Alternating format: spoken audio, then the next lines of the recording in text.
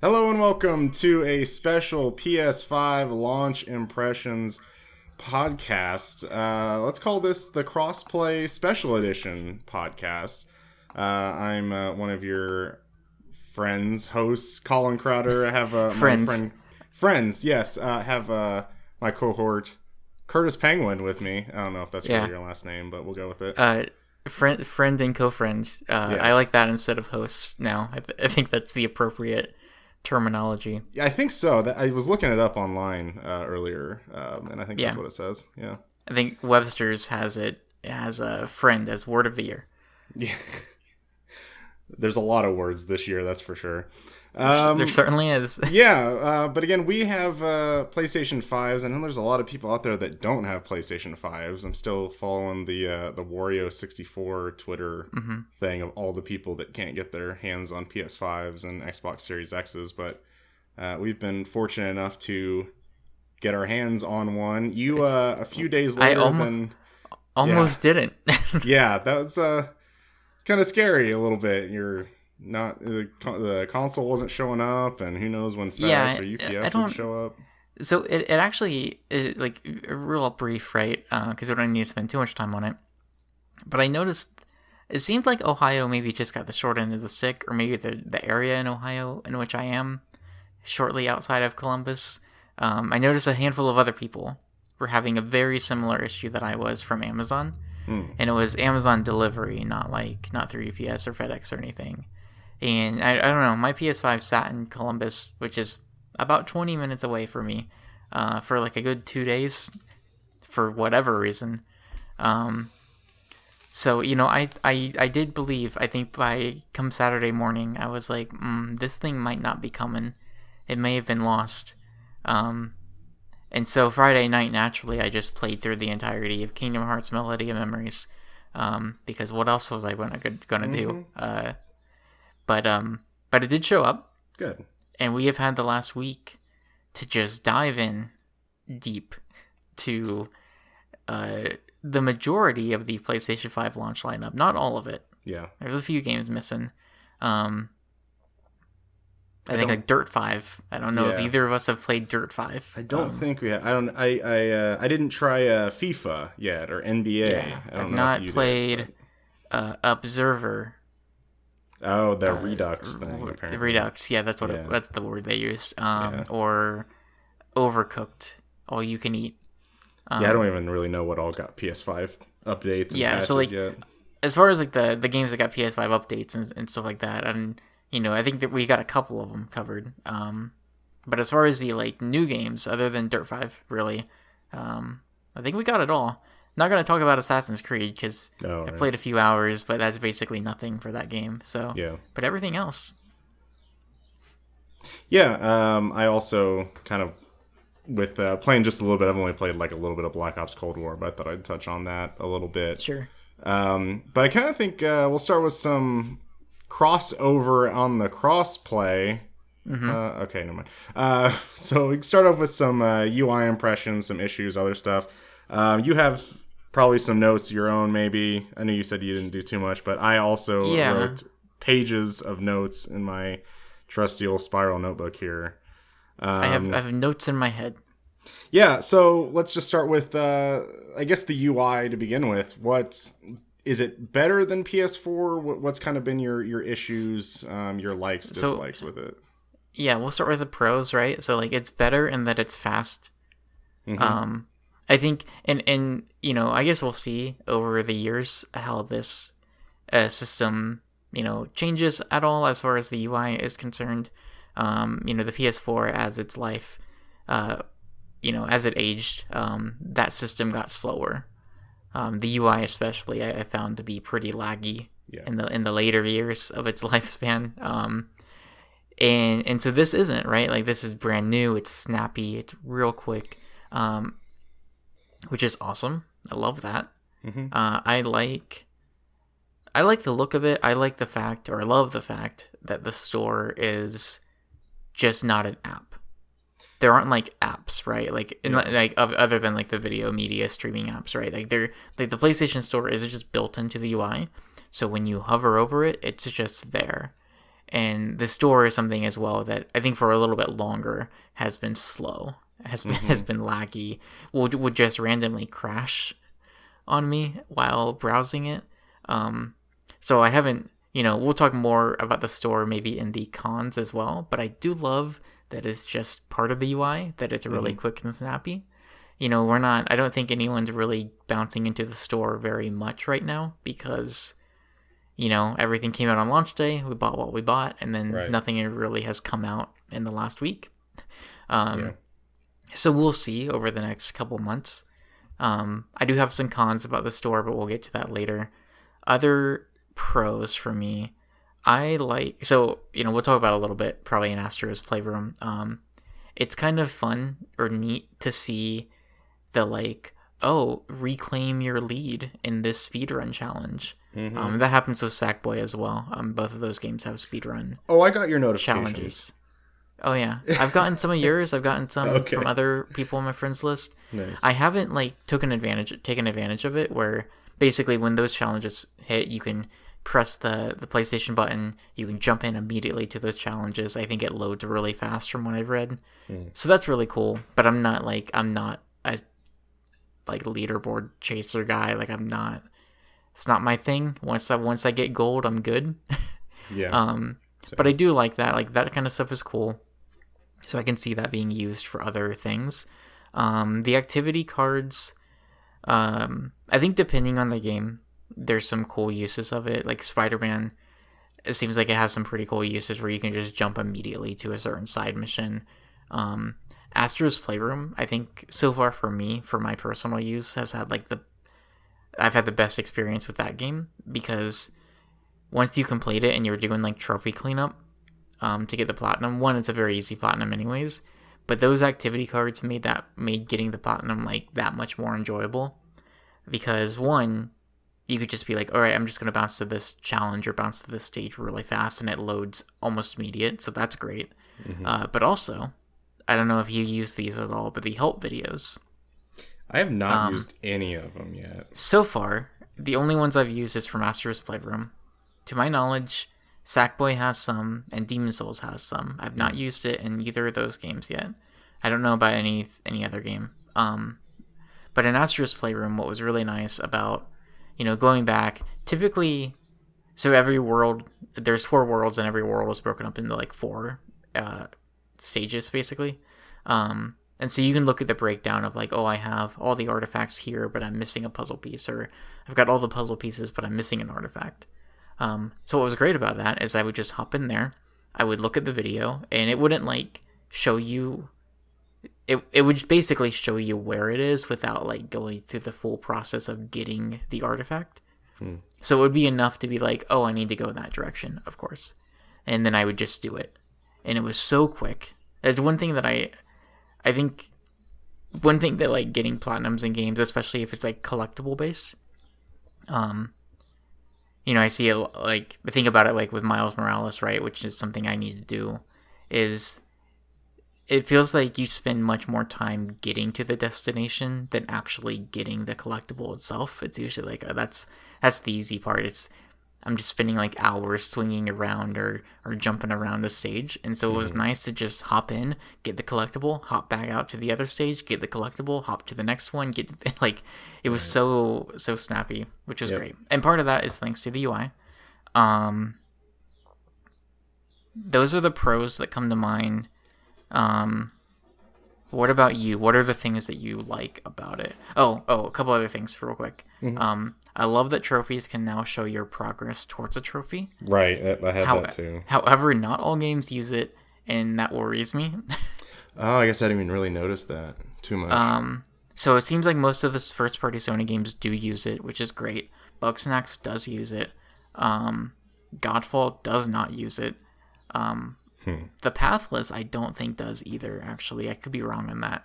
So it's it's really cool, but it seems that it's not automatic, and it worries me that there will just be games that don't use it, and it's well, why bother? Right. But I do love that. I like that the PlayStation shows your time played, which is great, and it's even retroactive, so you can just look at your entire collection of PS4 games as well. That's cool. I think it seems to be a little slow to update. Because there are times where I'll I think stop so for the too. night. Yep. Yeah, and I'll look at it and I'll be like, that's not right. But I think I do think like a little after the fact. I don't know how long, but it does seem to be pretty accurate, which is cool. With a couple exceptions, it says Astro's Playroom with 3 hours for me, and I do not believe that at all. I think it's closer to 5, but it's close enough, especially if you're talking about like Avengers. The hour count it shows me for Avengers, I'm like, yep, that sounds right. So I have to say, I also have I had an issue, like, I guess with the updating thing with the cards, even because like in Miles Morales, there's like these caches that you find for like these parts, and I got them all, and then like I clicked the PlayStation button for like the home thing, and it said like, oh, you have 37% of these, and it's like I have all of them. Yeah. So it's just kind of weird. Also, I thought I would let you know I did finally go into the profile thing to see my previous, how much time I've put into it. Yeah. The first game that it lists for my activity, some reason. What was yours? Tropico 5. Okay, mine was Super Exploding Zoo. That's you remember great. that game? Yeah. And What's funny is like I have indeed played Tropico 5. It was a plus game, and I played it for like a couple hours. I don't know. I thought that was weird. Because it is funny. There should be. I want someone to just put like a thread or like forum thread or tweet thread or something where like people just list what their first game is, because it's different for everyone, and it's pretty funny. Yeah. And it said, like, I only played 1 hour of Super Exploding Zoo, and I'm like, I'm pretty sure I platinumed that game, so... Oh, that's even better. Yeah, so I'm like, I think it's wrong on both fronts, but I thought that was pretty funny, that Super Exploding Zoo was there. But yeah, so part of my pros, I guess, like, actually the very first thing that I wrote down was that it feels nice having a UI where there's only, like, 4 or 5 games on my console. I don't know if you feel the same way, but like I have like a external... There's now like 8 or 9 on me, but yeah. So yes, and one, the thing that brought me to that conclusion is actually the library. Is you open the library and it has all your PS4 stuff as well, right? And this is not an issue for me. Obviously, you can sort it and you can have it display only your PS5 games. But that was like the immediate thing. It was like, oh, I just want this to show my PS5 stuff. Like, I just want to have it like nice, clean, just like 7 or 8 games there. That's it. Yep. But yes, absolutely. Yeah, and we kind of mentioned it before recording, but like, I just would love to like 100% all of those games that I have, and then just go back to my PS4 until like Ratchet or something like that comes out. What do you think, real quick before what do you think the next game is? Like, obviously, we have Phoenix Rising. I'm excited for that game, and I can't even remember the title. Immortals Phoenix Rising. Yeah. So we have that. Like, that's, I guess, technically the next big game. But, like, beyond that, what do you... And I mean, Cyberpunk, if you count it, but not really. Like, 2021, what's the first big game, do you think? Well, there was that rumor, I don't know, I didn't look too much in the validity of it, but that Gran Turismo 7 and Ratchet were supposed to be first half. Like early, I think. Yeah. I would probably say Ratchet, honestly, because I feel like that's the one we've seen the most of. I'm kind of curious to see how close Horizon is, because I feel like that game might be a little farther along than we think, especially that also being a PS4 game. I'd agree. So that would be...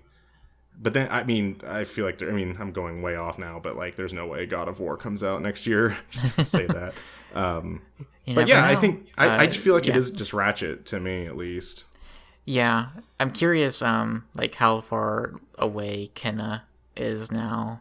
Now that I got pushed. Like, I wonder, like, maybe some other stuff. There's some, like, really cool indie games that were shown in that first showcase. I was thinking about that, too, yeah. Like Stray, the cat game. I know that these aren't necessarily big games, but to me they are. So I'm curious, like, when those will pop up, like what the January stuff will look like. Anyways, one quick thing I want to add. This is something that I thought about last night as I was going through and getting the Sackboy trophies and cleaning those up. I would love... I think this is something Xbox actually has. Or one thing that you could do on there is you could pin achievements, and it would show up like on your screen as you're playing the game, so you could always just look at it. And it wasn't like a sidebar. I think it was just like part of the UI basically. It would show up, be pinned to your screen, and you could see. I think that's how that worked, but it's been a couple years. I would love to be able to pin activity, like things to the activity cards. So, an example of this, as I was playing through Sackboy, I don't know the rhyme or reason behind it. Sometimes you would click the PlayStation button, it would bring up the activity cards, and sometimes it would just be a list of like levels that I could jump to. But when I was doing, I don't remember which trophy it was, but there was one where I was like playing through a certain level a few times. I think like to grind out orbs or something. Whenever I would press the PlayStation button, it would show like a list of 5 or 6 trophies that I was some percentage of the way towards completing. And that's cool, but there wasn't really like a rhyme or reason behind it. So like some of the trophies were pertinent information of, yes, I am working towards this right now. But then there were a couple that I wasn't. And we'll get into this probably in our cons, of getting to the trophy list in this, and the PS5 is just not good. It's several clicks basically. So I would love for the ability, like if there's one specific one that you're working on. I think Avengers was a good example where I'm like spending multiple hours on a single trophy. It'd be awesome if I could just pin it to the activity cards, and every time I hit the PlayStation button, it would be the first one on the left, and you could just see it immediately and then jump back in. Like that's probably one of the first very simple UI updates I would like to have. Not even just trophies either. Maybe there's a certain activity card that you can pin. I don't know. Yeah, and even just like seeing the trophy hidden information, where like on PS4 you just hit square and then like it would pop up, and you got to hit like the options button again, and then like click another thing, and yeah, it's to view a hidden trophy from the game. You hit the PlayStation button. Yep. You scroll over to your profile, so that's 2 clicks. You then select trophies. You then select the game, so that's 4. Yeah. You then scroll to the hidden trophy. You open the hidden trophy. You then hit the options button, and then you hit show, which is 7 clicks. PS4, I'm assuming, is probably like 3 or 4. Yeah, you'd hit the PlayStation button, then you'd hit scroll up, then you'd scroll over to trophies. Yeah. Click on trophies, then scroll, and then it was 4. It was 4, and because you could be in the list and just or I guess no, you would have to still enter into the trophy itself, but you'd hit square. So yeah, half the time. Yeah, I mean, there's certainly going to be a way that they're going to streamline that. Sure. Right. I don't know what that answer is right now. But speaking of trophies, I don't know if I haven't just seen it, but there's no progress bar. I noticed this last night. I see for the trophies, because I mean PS3 for the PS4 level. For the level. Yeah, that's what I mean. Yeah. So it's got all the new icons. We've everyone's trophy level has been updated for like a month now, but now we have all the new trophy icons. You have the like tiers that you're in.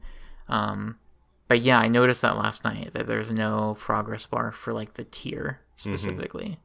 Yeah. Like, which to me, I feel like I didn't mind the change, but I feel like I heard a lot of people say that like it made it a little bit more meaningless, the levels, because there's so many of them now. And yeah, like I'm somewhere in the 400s. Yeah. And I'm just like, it's going to get to a point where I'm just not going to notice when I go up a couple levels. I'll be like, was I at 465? Yeah, I guess I was. And so I don't know. I get the point of like trying to like achieve more a little bit, but like I felt like it's a little bit better knowing that like I appreciate the bigger victories of like, okay, I was level 55 and now I'm 56. Like, I mean, it kind of takes months to do, and when you're that high. Sure. But then now it's just like, oh no, I think I'm like 545. And it's like, oh, well, it's funny. Now I'm 546. So now you and I have talked in the past how like it is, I think there was a while, like at some point you vastly overtook me in trophy levels, and we've like joked. I'm like, oh, I'm coming for you, but I'm I'm way too far behind to catch up. But we've joked like in the past few years, like I think I've leveled up like once a year, or maybe once every year and a half. And this year I had like leveled up 2 or 3 times. Yeah. And suddenly, oh, now I've leveled up hundreds of times this year. Yeah. So.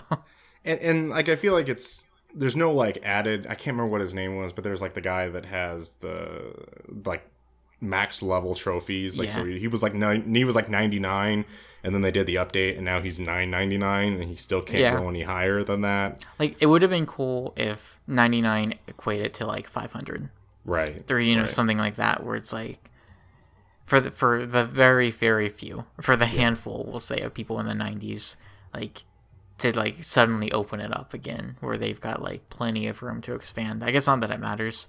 Right.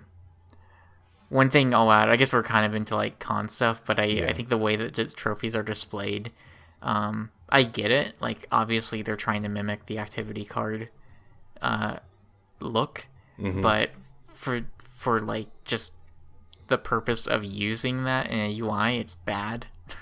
Right. It's not like it's displayed as cards, so you're only seeing like 3 or 4 at a time, and also a lot of the times the text is cut off because it's being displayed in a card, so there's not that much room for the text to display, or at least like the description of the trophy.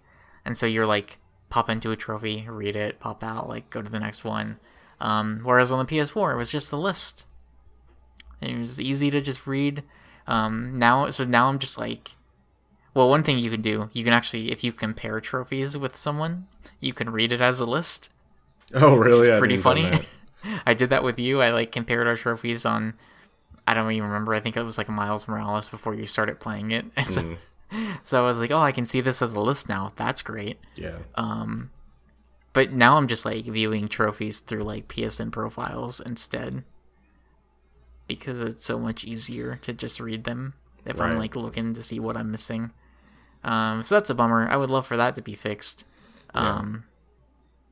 I just had flashbacks. Like, we were talking about the store earlier, and like I also had in my notes that like, oh, the new web store is garbage pretty much. But the store on the PS5 also not great. Yeah. We'll see though. Like, I popped into it a few days ago because I was just curious. I was like, oh, I wonder if like any weird dumb indie, like I wonder if like My Name Is Mayo 2 just came out on PS4, which is really funny. Yeah. But I was checking for stuff like that. Like, is there any weird stuff that's come out on PS5 yet?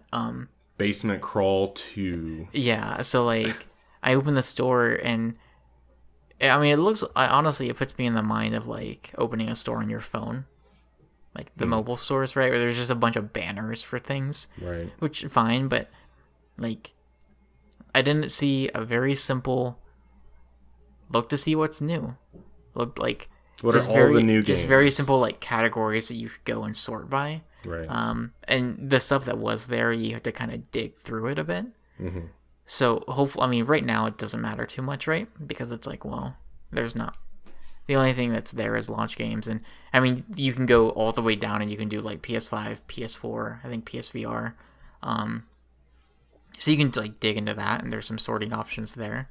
But like once more games start coming out next year, like there's gonna need to be, I think, better ways to find stuff. And this has been an issue for stores, all platforms, forever. Yeah.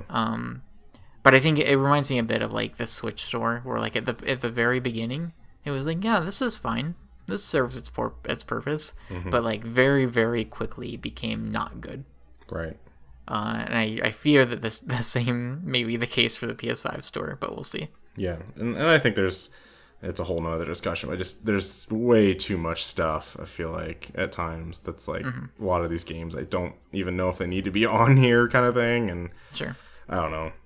The other couple things I have just on UI is, have you used I can't remember if it's called Command Center or Control Center. What do you think about that? So when you press the PlayStation button, right? Yeah, just pressing it once. Yeah. I think it's cool. I would love, so you can customize it, which is great. I don't understand why you can't, to get back to the trophy thing, right? Why can't you just put trophies on there? Right. Like, yeah, I think that in and of itself would like eliminate 2 clicks, right? So I think like, and it feels like a no-brainer. Like, trophies is something that I think the user base will probably look at pretty often. I know you and I will, right? Like, so like that seemed like a weird omission. I think the stuff that is there you can customize makes sense. There's accessibility options, which is good. Music stuff, microphone, all stuff that makes sense. I like it in practice. I think it's smart to have something that's like, the UI itself is already pretty quick, but it's smart to have like, what are the things that make sense? What are the things that people are going to go to the most often? But I do think it creates some like weirdness where, and I don't think this is necessarily like a bad thing about the UI, as much as I'm used to the way the PS4 worked, and so I need to get used to the way this works.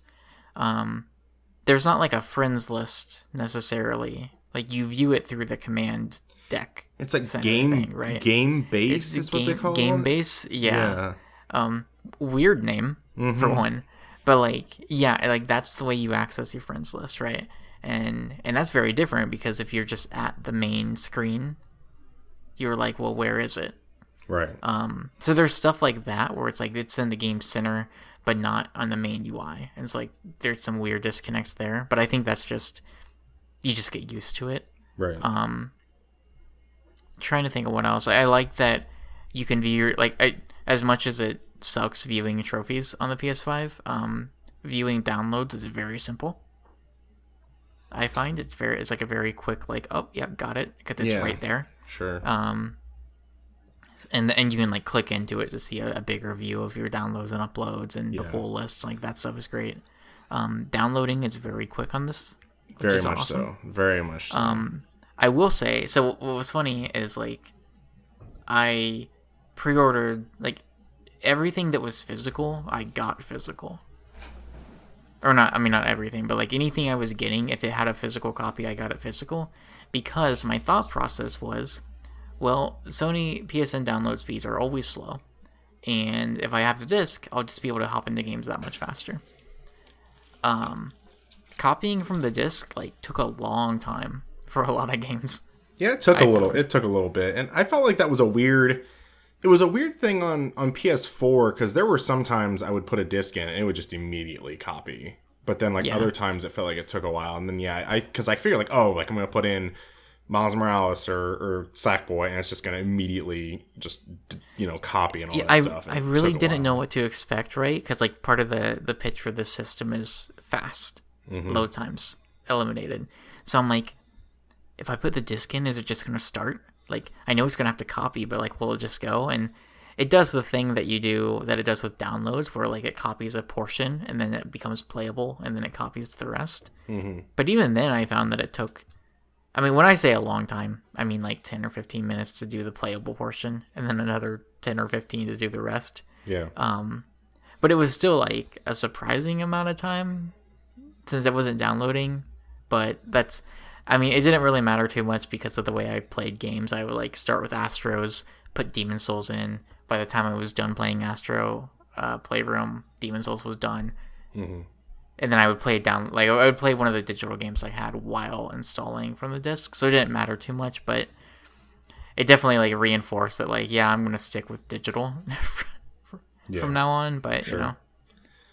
And I haven't done much with it either. There's a lot I haven't dabbled with, but did you do anything with the like? I wrote it as accessibility things, like with the game difficulty and subtitles default for games. I mean, I love that they're there, but I'm never gonna touch them. I don't think I will either, honestly. I'm like, I'll just change it in the game, I guess. Because I mean, it depends on what difficulty I want, and sure, yeah.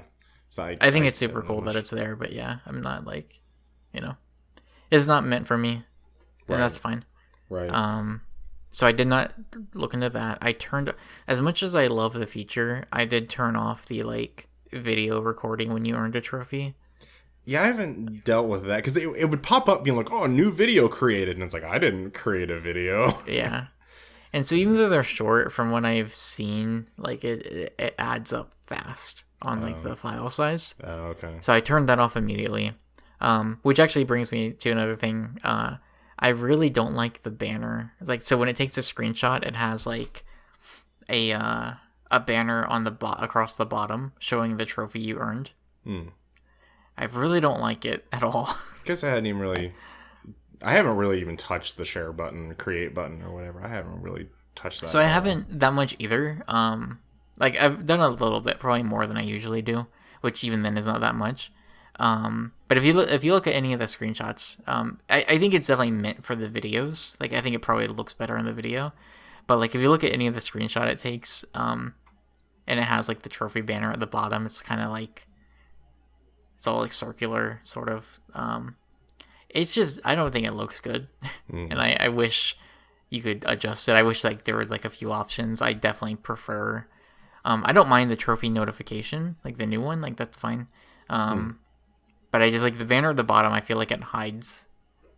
It doesn't cover up a lot of the screen, but it feels like it covers up a lot. If that makes sense. Yeah. I don't know. I'm just not a fan of the way it looks, but that's a very minor thing. So I guess we're going into more issues, and thing that also just came to mind that I didn't have written down. Have you had problems with the game version on your PS5 home screen? Once. Okay. I had and that I think it's something. It's something I feel like it's something I might run into more. Like most of my games are physical. I think it's I think I have 9 games, and I think it's like 5 and 4. So actually, it's a pretty good split. But 2 of those games are only on PS4. So there's that. But when I bought the Pathless, I bought it. It started downloading, and halfway through the download, I like checked and noticed it was downloading the PS4 version. So I switched it. So I caught it before anything happened. But that one was weird because I knew about the issue beforehand. I knew what to look for, and it still did it. So I don't know. Like, it doesn't make a lot of sense why it did that. Right. I guess, it's just not smart enough to deliver the right version. It's not smart delivery. Yeah. So I don't know. Like, I guess when you start a download for a game that has both, you might just want to check in your downloads to make sure it's the right one. And I had a little bit. I actually don't know if I had that specific issue, but I had a different issue around the game version. It's not a big issue, but so I input like Spider-Man, Miles Morales, and I was playing Miles Morales because on PS5 because that's what I have on the disc. Yep. And then I quit out of it. I was playing Sackboy. I was playing something else, or probably Spider-Man regular, and then I was coming back to it. And I hovered over Miles Morales again, and it said, instead of play, it said view product. And I'm like, okay, I have the game. What do you mean view product? And then so I hit view product, and it takes me to the store, but it takes me to the PS4 version. And so I had to back out and then hit the options button on the home screen, and then select the PS5 version. And then it immediately went to, oh yeah, you can play that. Haven't had any of those yet. Yeah, I had that with, I want to say maybe even Call of Duty the other day, where it was like, sorry, like you don't have Call of Duty Black Ops Cold War. And it's like, yes, I do. And then you click into it, and it's like, oh, well, yeah, I don't have the PS4 version or something like that. And then it's like, I have. It was just a weird thing like that. That wasn't, I mean, again, it's not like a huge deal, but I remember I was seeing articles of people saying like, or people putting up like, a lot of people are playing PS4 versions of PS5 games, thinking they're playing the PS5 version. A lot of, I feel like the UI just in general, a lot of weird stuff where it's like not a huge deal, but you're like, why? Yeah, exactly. So I guess we move into more of issues that I have, and I don't know if I want to just kind of tell you how this whole started. So I'm going to just tell you my whole life story with my PS5. Great.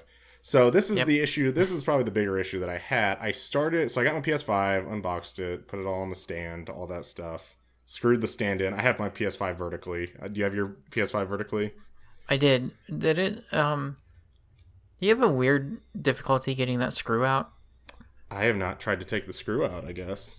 Wait, you didn't? I meant like... Oh, in the little stand that it's in? Yeah. When it's in the secret compartment. No, it just kind of popped out for me, I guess. Weird. I don't know why, but like it just was not coming out. And you know how it's like the way it's slotted in? Like I was like, oh, do I have to like unscrew it from this and then pull it out? And so like it took me like 15 minutes to get, and I don't know why. Like eventually it was like, I don't know if you've like had this issue with other things before, but it was stuck. It was not moving no matter no matter which way I was pulling on it, twisting on it, whatever, it was not moving. And then eventually it just, and like I was even like looking at the manual, I was like, is this like what? No, like nothing about it at all, right? And eventually it just like popped out.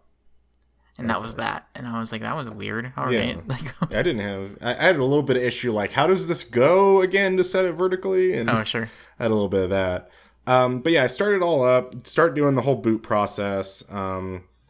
And I get to the point where it says, well, what apps do you want to have installed? And it's like, Disney Plus, Netflix, Amazon Prime. And I was like, okay, well, I don't have those, so I'm just going to like select YouTube. And then I hit like, okay, download and continue or something like that, because I just only selected YouTube, and then like nothing happened. And then the continue button was all grayed out.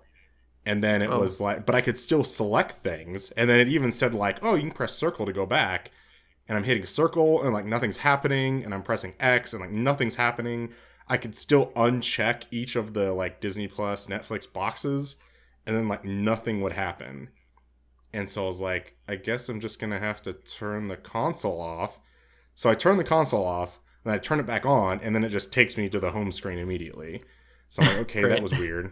So then I start Astro, and Astro's doing okay for the most part. I'm probably, playing through, the first mission I did was the cooling springs.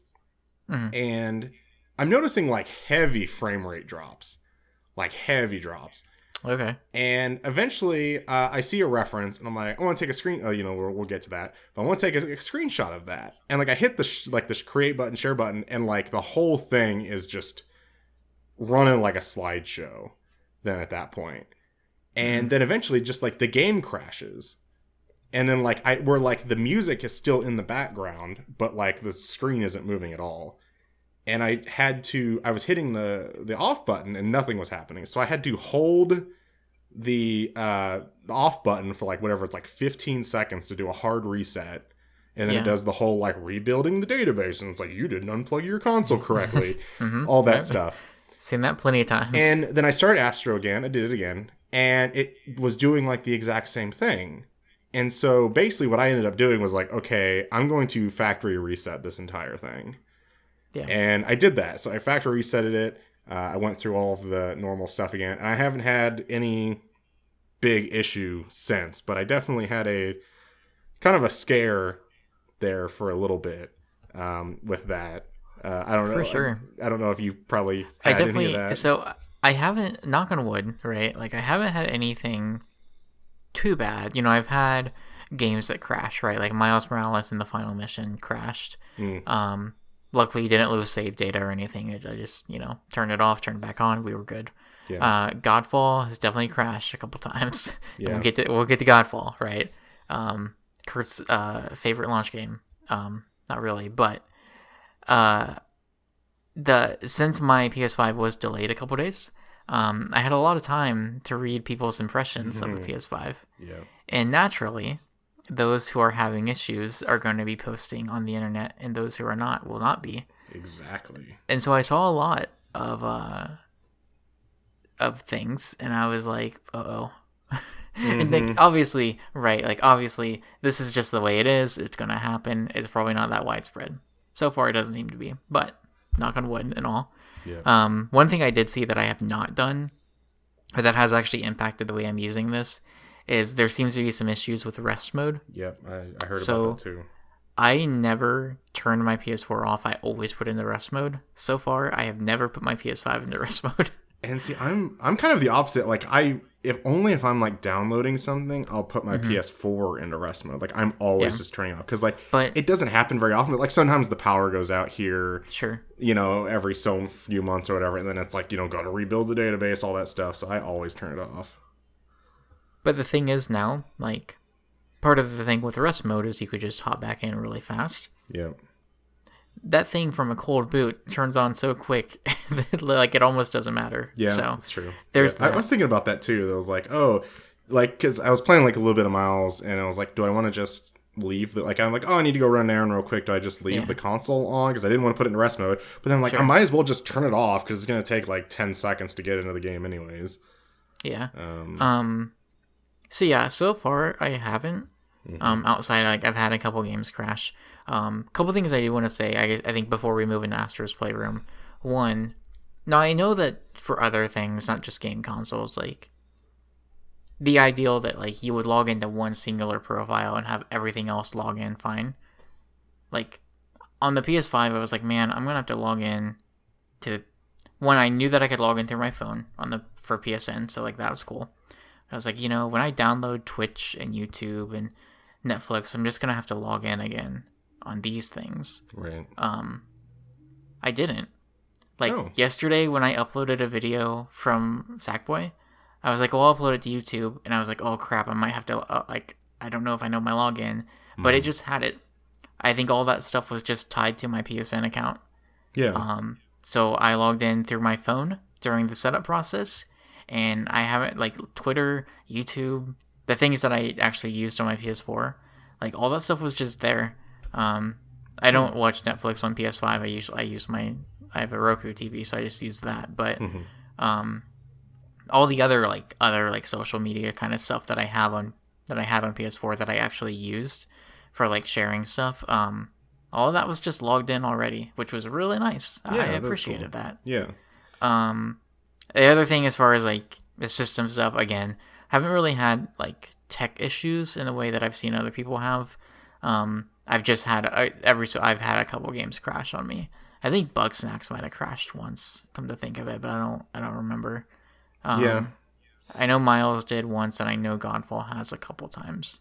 So, but Godfall, there's some other issues there that I think are causing it. So a few of the other issues I had, and I was thinking about if we want to do game-specific stuff, but sure. One issue I had, I guess one I can say for game-specific stuff, but I had one in Spider-Man Remastered, which is not necessarily, I feel like this isn't a game thing, but sure. I was making a lot of manual saves on purpose. And just because, new console and stuff. So I was playing. But also, it sounds like Spider-Man Remastered maybe has some issues. It has some issues. That's for sure. It's not like broken per se, but I've had some issues for definitely. Where I played for probably like 3 hours, and I lost all of this progress. So I think what happened was that I had a save file, and let's say I was like 32% campaign progress or something like that. I played for like 3 hours, and then I created another manual save. I'm like, okay, I'm done for the night.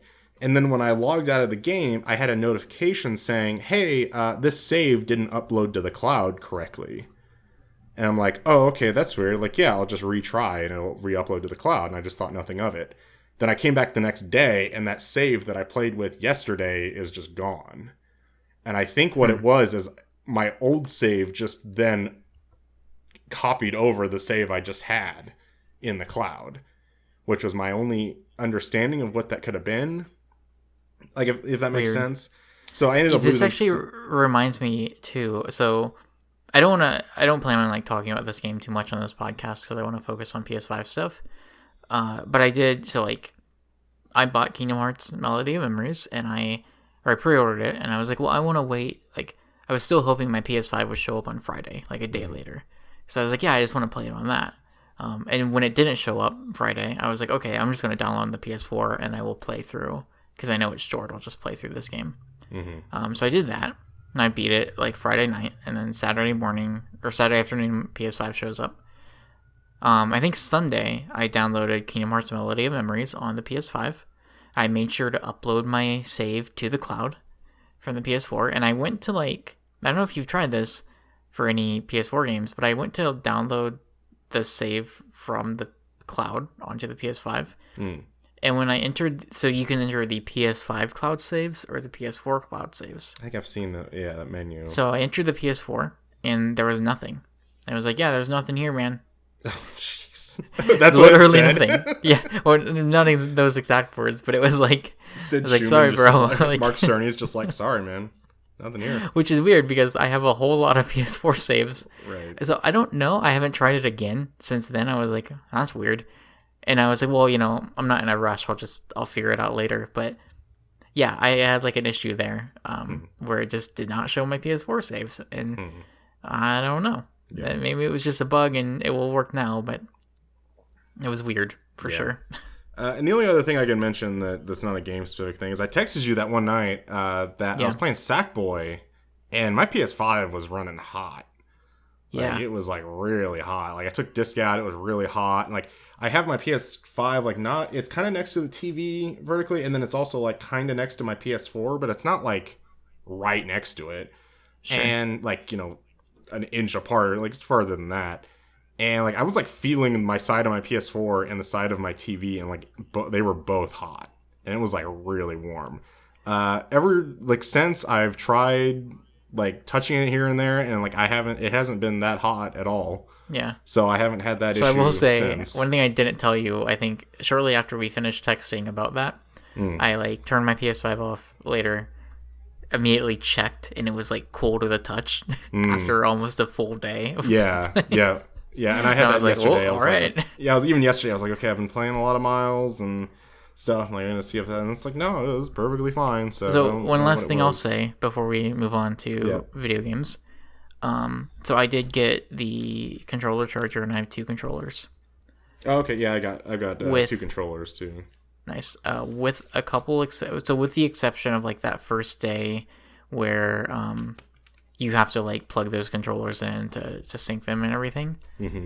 And then there was one night where like I played it a bunch. I think it was like Saturday into Sunday last week where I played it a bunch and I forgot to put the controller on the charger, so I had to like charge it a little bit the next morning, through the cord. Right. Yeah. I have even yesterday where I played the majority of the day yesterday. I have not had to like recharge a controller. Yeah, which has been great. It's a great feeling, and I think part of that, like even yesterday, like from I think like I don't know how much I played yesterday, but almost all day, right? That one controller basically took me almost until the end of the night, and I did like it was at like 1 bar. So I ended up switching anyways. So I'm like, I'm going to play a little bit more Assassin's Creed, so I'll switch. Mm-hmm. Battery life seems pretty good so far, though. So I'm pretty happy with that. Yeah, it's about I almost feel like it's probably about a day and a half for me, like of play total that I have to switch it. I guess I would have liked it to be a little bit better, but this is also coming from me that I have 3 DualShock 4s, and one of them is like one of my launch controllers, and like the battery on life of that thing is like an hour. Sure. Before I have to charge it. It's like really bad. So yeah, definitely. I'm okay, I guess, with the DualSense battery life. I'm not in love with it, I guess. So yeah, I've just been charging it through the USB-C cable. And I do think part of this also is like it's something I've never done before, but it shows the benefit of getting one of those charging stations and having 2 controllers like that. Right. Because it was last night was the first night I had to do it where I was like, it was low enough on one where I was like, oh, just go ahead and switch it. And it was such a painless process that I immediately was like made a believer. I was like, oh, this is why people do this. Like, yeah, I've done that a lot too. So, speaking of the controller, let's talk about Astro's Playroom. Yeah, man. And one thing that keeps coming back and I think about a lot. So, like, one, I think over the many, many years of games reviews, our own and others, many people have used the phrase love letter to blank. Or charming. Right? I think Astro's Playroom is maybe the only game that truly, truly deserves to be referred to as a love letter to anything. But also, one thing that I thought about a lot as I went through and platinumed that game, and I've thought about it over the last week, I think Astro's Playroom is a perfect, I think introduction, maybe, I don't know if that's like the word I'm looking for, but like, it's a perfect way to usher in a new generation for PlayStation, right? Because that game, not only is it built around demonstrating this is what this cool new controller can do, but it's also like takes the time and respectful to like the source material, right? Like it goes back through every single generation, every single peripheral, weird add-ons you forgot about, every like different type of console for every generation, all these different games, some of which you know and love and some of which you totally forgot about, third party, first party, doesn't matter, right? Like it is an incredible look back at generations past, right, with all the different references and just everything, right? But then also it's a really like, it's an incredible game to go through, and as you're like experiencing the controller and being like, wow, this is really cool, I've never felt this stuff before in a controller, like the vibration, the haptics, the the trigger feedback, like all this is really cool and interesting, and it doesn't feel like gimmicks. It feels like something that would just be, and that's really cool. And also it looks great, and that's awesome. But then as you're doing that, you're also like looking back, right? You're playing through a level and you're like, oh man, Gravity Rush, like that's so cool. Yeah. Oh, Parappa's in this, I gotta believe. And you like all the different references. You see the 4 Astrobots with their PSPs gathered around the campfire, and you're like, oh, Monster Hunter, yeah, man, that game's so great. And it's like a really awesome look back, but while also like ushering you into a new generation. And with that, Astro's Playroom takes Game of the Year. 2020. It could be, yeah. It's up there for sure. Yeah. I think absolutely, yeah. I kind of mentioned to you, like, I ended up platinuming Astro as well, like, probably the second day in, because, like, originally I was going to be like, okay, I'm going to play, like, a level here and there, and, like, I'm going to try and savor this a little bit, because I really love it. And then I just ended up beating it and platinuming it, and then I was like, I just want to go back and play this. Like, I just want to go back and play these levels over and over again. I just remember being in line to get the PS5, a long time ago, a week and a half ago. Ages. And everybody's like, "Oh, what are you guys gonna play?" And I'm like, people were like, "Oh, I'm gonna download Warzone and I'm gonna download Call of Duty," and it's like, "Oh, I'm gonna try out Spider-Man," and I was like, "Don't sleep on Astro." There's that one kid that was like, Bugsnax. Looks pretty cool. I was just like, because I played. I think you did too, Astrobot Rescue Mission on VR, and I was like, that game is incredible, and I was like, don't sleep on this Astro's Playroom game. Yeah. They're like, oh yeah, that looks cool, I might try that, and so of course I get, it is, the amount of references, and like you were saying, like all these different peripherals, like, yeah, like they didn't even leave out like the PS3 Move shooter gun, not the sharpshooter, but the like other thing that you could get. And then like there was like the GPS thing to the PSP, like I didn't even know existed. I guess like I didn't even know that was a thing. I'm trying to even just think of like what the PSP Go showed up. My favorite reference. The PSP Go showed up. You can smack it and it will go. It's the only PSP I ever owned was the PSP Go. Wow. So when that showed up, I was like, oh. Yeah. I love that little thing. It was fun. I played Corpse Party on it. It's a great time. Get your minis on there. Oh God. Yeah, that's the one thing that didn't show up. But yeah, like I firmly like I think the PS5 setup sequence was like pretty painless. I mean, except for your issue, obviously, which wasn't painless. Right. But like in general, if it works the way it's intended, it's pretty painless and fast, which is great. It's even cool that it's like, hey, you know what? Go ahead and insert a disc while we're doing this. Right. So it's like they know, right? I honestly think they should have just booted you into Astro's Playroom. Like, I really firmly believe that anyone's getting a PS5, that is the very first thing you should do is at least play the first one of the 4 levels. Yeah. So like spend an hour in that game, because even though the 4 levels are not an hour long each, not by any means, like you do the intro, and if you're gonna take your time through those levels because you're gonna be spotting a lot of references. Spend an hour in that game first, not just because you want to see what this controller is all about. Certainly that, but I really, really think, yes, it is fan service to the nth degree, but it is like I really firmly like see it as an ushering into a new generation. Yeah, which is like something you don't typically see, right? Like even like Wii Sports, right? Like an incredible packing game, but I don't consider that a game that like ushered you into the Wii. Like this really feels like it is because it is taking all of that history and bringing it back into the forefront. And so when you play through these levels and you're like, yeah, this is PS1 focused one, the PS2 focused, the 3, the 4. And even though the end, after the end, is maybe a little advertisement. Oh, sure. It's still like a really cool thing to do of like, here's all this stuff, like especially if for like someone like the two of us, right, where we've probably got a pretty long history with PlayStation. I don't know about you, but I know that I think with 1 or 2 exceptions, I knew every single like reference. which was a really good feeling to have, to be able to spot every single one and go, oh yeah, that's that. There's a couple I didn't get. I want to say one of them was like, what was like Legacy of Kain Soul Reaver or something like that. Like I didn't get that one. I was like, I don't know what that. And it felt stupid when I was like, what is that? And like I don't know this one. Like, because like I could get like, oh, there's Patapon. I was like, oh man, there's Puppeteer over there, and it's like, oh, that was so good. Yeah, I love that Puppeteer one. Yeah.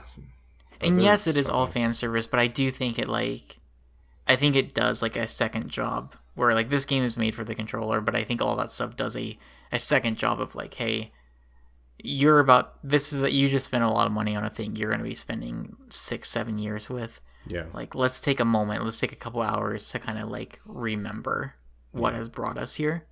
And I appreciated that a lot, like more than I thought I would. And I feel like more than people were talking about, but I don't know. Also going into like, talk about some of the trigger stuff. So I had a friend come over, and because like I was telling him about like, oh, you know, these trigger things, or he plays on Xbox, and I was like, hey, you know, so I went into the gotcha machine, and I was like, here, you know, just hold down L2, and then you'll grab this ball, or you'll grab this lever, and then press R2, and it'll like open this capsule. And so of course he just like presses L2, and then like he just like chink. And I was like, you didn't press it hard enough. And then, like, yeah, it's just like that whole thing. And he was really excited about that. But, so, like, I love those triggers.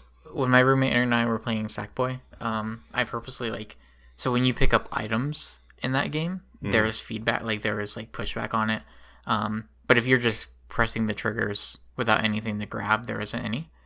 And so I was like, oh, wait. I was like, okay, so don't move. And I was like, all right, just press the triggers. So, like, pressed it normally, no feedback or anything. And I was like, all right, cool. I was like, you see that, like, nut over there? Or that acorn over there? Like, go pick it up. So, like, walks over, presses the trigger, and there was, like, an immediate, like, oh. Yeah. I showed him Astrobot as well, and that was, like, a whoa moment as well. Like, just doing... I'm so glad that they let you... Like, if you go to the menu of that game... before you like jump into it, you can redo the controller like demo. Like that's really cool because if you just have someone come over to play some Call of Duty or play whatever, or does Call of Duty have split screen? This is like a dumb question. I still think maybe they come over to play Sackboy, and you're like, hey, before we jump in, like gotta show you this, and it's cool that you can just like load up that controller demo because I think that does. Like that's everything you need to like show it to people. Right. What do you think? So obviously there has been tons and tons of preview videos and podcasts about this controller, about the haptics, about the triggers. How do you feel about them? You know, now that we've spent a week with it, right? Whether it's with Astro or it's any other game, and we can probably talk more detail as we get to other games later. How do you feel about them just in general? Like the principle of these triggers that push back against you or the feedback when you're walking over certain surfaces in Astrobot? I really like it. I think it's so much more than like, oh, I'm playing Until Dawn on PS4 and it's like, I better not move and I gotta make sure the light bar stays in the little circle thing. Like, oh my god, one thing really quick. Yeah. Sorry to interrupt. I was playing Assassin's Creed with the lights turned off last night. And it was the first moment for me where I was like, oh, I'm so glad the light bar isn't here. Oh, yeah. It's not like reflecting off the TV. It was, well, that wasn't really the issue I ever had. It was just still so bright. Oh, yeah. Even if you dimmed it, it was still bright. But now, like, you look down at the controller, it's just that small little line. Yeah. And so it's like, it's enough for you to see it, right? And be like, okay, yeah. But that's it. It was, I don't know, it was just a small thing. I was like, oh, okay, great. Yeah. Please continue. Yeah, no worries. But yeah, I mean, like the touchpad's still there. You know, whatever. I think the triggers are great. I think the haptic stuff is great. I mean, these controllers have had the kind of 6-axis stuff since PS3. So like a lot of that isn't necessarily new to me. I'm not too crazy about the mic, and that's more of a like playing, like they don't want to include like a voice, like everybody can voice chat now, and I was like, I'm immediately turning that thing off. I guess like I don't know if you can do it in the menu, but you at least have to like hit the button to do it. So on the PS4, the speaker on the controller I turned off pretty quick. Have you turned off the PS5 speaker at all? I have not. I have not. I haven't either. Actually, I think I might leave it on. I don't know why. Maybe I will after a while. But at least so far, like I've been like, yeah, this is fine. Yeah. But I mean, I think it's really, it's what I've equivalated this of people talking about the DualSense is like when people played the 3DS for the first time. It's like you just got to do it, right? Like you just got to try this thing, and it's like, yeah, we're sitting here and saying like, yeah, you're not even wearing glasses, like these 3D glasses, and this thing is like popping out the screen to you. But I feel like this is kind of the same way, and just kind of with the state of the world, like people couldn't go to events and get their hands on and try this and have more videos and talk about it. But I've been actually really impressed with it, and I'm in a way I'm starting to like appreciate the name DualSense more than just DualShock 5. Yeah. But yeah, I mean, like we kind of talked about that months ago. Though I'm like, you could have just named it DualShock 5. That's what you're doing. Well, it's like the create share button thing, right? Where it's like, why? Yeah, they changed it. So the haptics, right? Like, I think in the controller demo for Astrobot, it's like that's probably the best example of it, I think, so far. Especially when there's a part where like the touchpad like flap opens and they drop all the Astrobots in the controller, and you can like move it or you can shake it around and you feel them. That's like the craziest part, right? Yeah, is where you're like, oh, this is something else. And also when the first time you press the triggers down and it's like just like launching, right? Like it's just like there's like a thrust to either side, right? Yeah. Like that's cool too, right? But and I will say, like, as far as for Astrobot specifically, walking over different types of surfaces, you definitely feel it. But I felt like after the first 5 minutes or so, it's like, I don't know if it's not necessarily that I didn't notice it, but I didn't think about it anymore. Yeah. And I'm not sure. I don't know. I think the first, like, every time I went to a new surface, like when I finally got to a level with ice, I was like, oh, okay, let's see how this feels. And when I was like, the ice actually, I think, is the best surface of the game. It's like Astrobot's best surface 2020 goes to ice. For me, like that was the best feeling one. Like it gets into real weird territory. But after that, right, like after I've been walking on a certain type of surface for a few minutes, I definitely just like I don't notice it as much, if that makes sense. Yeah. I guess I'm just like more into the game itself. Yeah. But that first time, it's like, oh, I totally see what people are saying. The next time I really noticed it was actually playing Sackboy, because like if you run, if you kind of like walk over grass a little bit, like a kind of a brushed area, you definitely feel it in the controller. But I probably kind of think of like you walk in the sand like, oh, it's cool, and and you're walking on like maybe like a metal surface that does different things. So another effect of having the PS5 delayed 2 days, thanks to Amazon, is I watched like some reviews or. I had more time like to watch people just normal, or I wouldn't say normal. There were still like YouTubers I watched who maybe didn't get it early, and see their impressions. And I definitely I caught a couple people that were like, yeah, like the controller is good, but like that opposite reaction of like it's great, but I don't know, like I don't know if I'm right there with all the other people who are just shouting to the heavens about it. Right. And I feel like that was good for me. To see and hear, because then like by the time I got my hands on it, I was like, okay, this isn't like 100% unanimous praise, right? Like there were still a couple people who were like, yeah, it's really good, but I don't think it's like world changing. Yeah. And that was good to hear, because then for me it was like, yeah, I think the controller is great. It's definitely the best controller. I'm probably somewhere in the middle between world changing and it's fine. But I definitely feel like at least the haptic stuff, at least so with the launch lineup, right? Like Sackboy definitely used it. Bugsnax does. Like with the haptics, I'm actually not as sure on. I think it does use it, but again, I probably didn't notice it as much as like with something like Astro's Playroom. And other than that, like haptics specifically, like haven't noticed it too much in other games. Yeah. Sackboy, like your example of Sackboy, definitely is the one. So it'll be interesting to see how other games use it. But I wonder if the haptic stuff becomes a thing where it's like, it definitely is used, but it's pretty subtle. Yeah. With like maybe a couple exceptions in a game.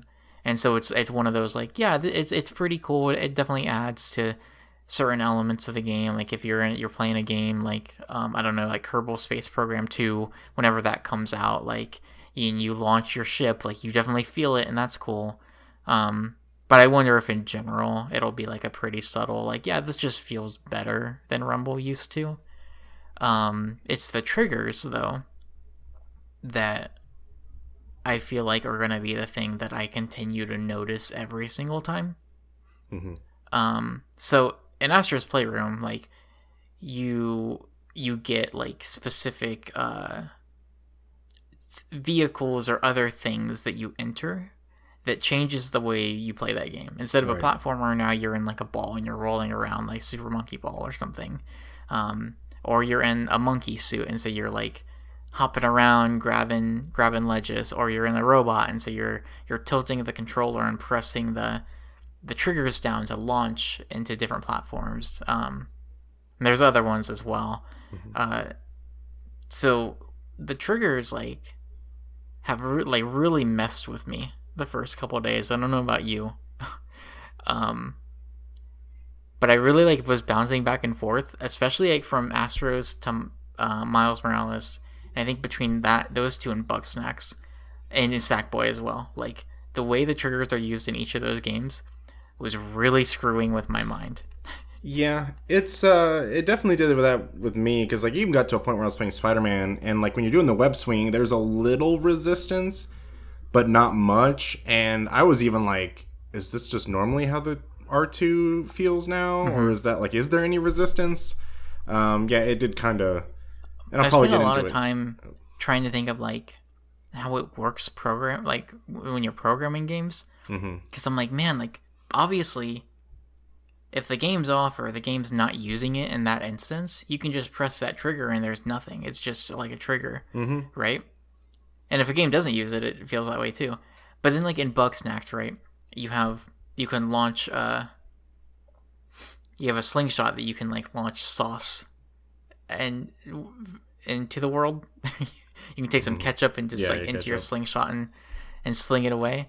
And if you like, you have to press down on it because there's some resistance to it, and like that's cool. But if you like barely press down on that trigger, it fights back at you, and it will like you can like, if you barely press down on it and you look at that trigger, you can see it like bouncing up and down fighting you. And it feels so bizarre. Yeah. Ultimately, like the trigger stuff is really cool, right? Yeah. Like I think in Sackboy, which we'll talk about later, like there are parts in the level where there's a thing like sticking out of the ground and you can pull it. So you grab onto it and you can like press the trigger down like a fourth of the way, let's say. And then you can't like press it down anymore, and you're pulling on it and you're pulling on it, and eventually you pull all the bubbles out of the ground, and so like the thing you're pulling on just like dissipates. And when that happens, you're pressing down on the trigger, and so there's like a kind of thing, and then you press down all the way, and it's super satisfying but also still very bizarre. So yeah, they're crazy. Those triggers are crazy. So like with the controller, and so we were kind of mentioning that so yeah, the other one I don't think you mentioned with the suit stuff in Astrobot or Astro Playroom is the rocket one, which I also kind of liked. Yeah. I did too. What was your favorite kind of suit one? So I was thinking about this when you have to do the time trials, because there's one for each. And like in those, inherently, because there's a little motion control involved, I found that I didn't have the kind of control I had over, let's say, just playing as Astrobot. Right. And so going to those time trials, I was like, oh, are these going to be a pain? Because I'm going to have to... And they weren't. They were easy. They were. I normally don't like playing games where I'm controlling a rocket ship and I'm controlling the thrust on both sides and maneuvering it. typically not great at them, typically don't like that kind of control style. Loved it here.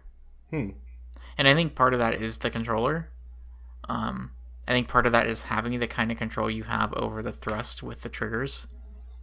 Like, I think it made it work and made the control of that really simple. Yeah. I also loved the paintball gun thing. Oh, yeah, that's awesome. I would love, like, challenge levels with that thing. Yeah. One, it was just cool to use, but that was another one that just, like, felt good in the controller. Yeah. So it's like a very short time that you have that, but it was super cool. Yeah. I think I like the frog suit with the spring. I think I liked that one the most just because of like pulling the trigger down, and sure, I felt like it worked really well with the motion, like being able to like I didn't really have, because watching videos of it beforehand I was like, it's gonna be a pain in the ass like steering that thing, like trying to fly. It just seemed like everyone was bad at it. Yeah. It seemed like it was just gonna be a pain with the 6-axis stuff, and I didn't really have any issue with that, and I really kind of liked playing as that. I think the best showing it off is probably the monkey suit, because you also have some of the ledges, because like, you know, if you're hanging on a bar, you like move the controller, like kind of spin it in a circle or whatever, and then he flies up. There's a couple of the ledges where you like, if you press too hard on the trigger, like it'll break the platform, so you kind of have to like lightly touch. I like those, so I think that was probably the best showcase, but I think I liked the frog suit. Plus, I think the cooling springs is probably my favorite level in that thing. So, man, I don't know if I have a favorite level, but to go with the monkey thing, like what is also cool about Astro's Playroom, and the reason why it is successful as a demo of the controller, not just a game, is it's doing a lot of things. So like, right, the intention of something like this, like something like Wii Sports, Nintendo Land, right? That's what I was thinking about too. Is that it demonstrates possibilities, right? And it's like, this is like what could happen in the future. And then time will tell whether or not that's the case. So like, what's cool, one, about the controller is the haptics and the triggers. They aren't gimmicky things, and I don't normally like to say that because I know gimmicky has negative connotations, and I think the Wiimote's cool and blah blah blah, right? Motion control's fine. What's cool about these is that they're just, like I mentioned with the haptics, I think you're just gonna get used to it, and it's not gonna be just like a thing that you'll recognize it from time to time, but I don't think it's gonna be like, well, we're not gonna include the haptics because we'd rather just have people have regular controllers, right? Like, this isn't a weird motion controller one-off thing. This isn't VR that some games will support and some won't. Like, these are two things that are intrinsic to the controller itself. And so, do I think that every game will... we saw at launch, not every game supports this controller the way you would want it to. And I don't think that will be the case going forward either. But the two selling points of this controller are things that I don't think will naturally be, like, that hard to figure out either.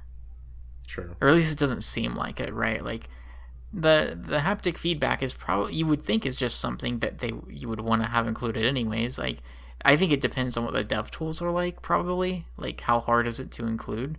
Like, those triggers, I would love to know more about the motor inside those triggers. Yeah. Just because it's hard for me to wrap my head around. But yeah, like the monkey demo, what you were just saying, like what's cool about it is you are seeing real life gameplay implications of, this is an instance where you have to just very lightly press down on that because you don't want to break the platform, or like in this case you need to press it down the whole way, and that's not like a tech demo-y thing. That's something that would make sense in an Uncharted or a Tomb Raider, or imagine. I think Devil May Cry 5. I don't know if it uses it. I don't think it does, but like I think there's a weapon you can like hold down, and it's like a chainsaw kind of thing on it, so you can rev up the sword. Like, imagine doing that with those triggers. Like, that would be cool. Right. I just had thoughts of that Devil May Cry Dante reference in Astro, where he's just like air comboing this Astro bot in the morning and then in the air. We should definitely move on, right? Yeah. But one of the best, like, okay, that one's incredible. Do you have any others that are like your favorites? Any other like video game references that like stood out to you? Because the Devil May Cry one definitely is probably one of my favorites, just from the animation of it. It's crazy. Man, I'm trying to think right now. I was kind of disappointed with the Ratchet one. It's just like a guy holding like a bunch of bolts or whatever. Sure. I did actually like the Days Gone reference. That one was pretty good. I tried to get over to that platform, but I guess you can't. Like, I was like, can I go over here? Like, I couldn't tell. I was even just surprised they had stuff like Concrete Genie in there. I was like really kind of happy. Yeah, that was cool. But yeah, I don't know if I necessarily I love have the a Crash favorite. Bandicoot one. Yeah, Crash Bandicoot one's really good. I like that was one. good. I think I've got one. I really like the Death Stranding one. Where he's like in the muck and all that stuff, and he's like carrying his bridges really on the back, and I like that one a lot. Obviously the Metal Gear. I think my favorite one. Unfortunately, I saw this like in the Giant Bomb Quick Look, but it was in the Cooling Springs level, so like we've seen that video so many times. The Resident Evil one. Yeah, the Resident Evil's there. That was really good. Chris and Jill, and like if you knock the door open and Chris falls down, like Jill runs up and closes the door and picks him back up. Like that's the thing, is like the animation on those is also just like really good, and like clearly so much work went into those. Yeah. Apparently one of them was like one they said the references, I looked it up later, it was like Until Dawn, or it's like a bunch of people like standing around in Cooling Springs. Like I guess I didn't understand that was Until Dawn in the moment.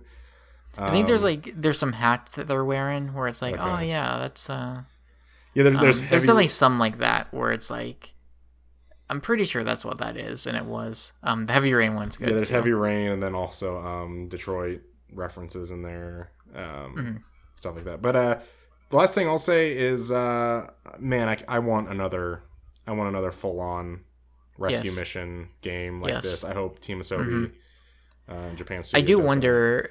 So, without spoiling anything, of course, this game's finale,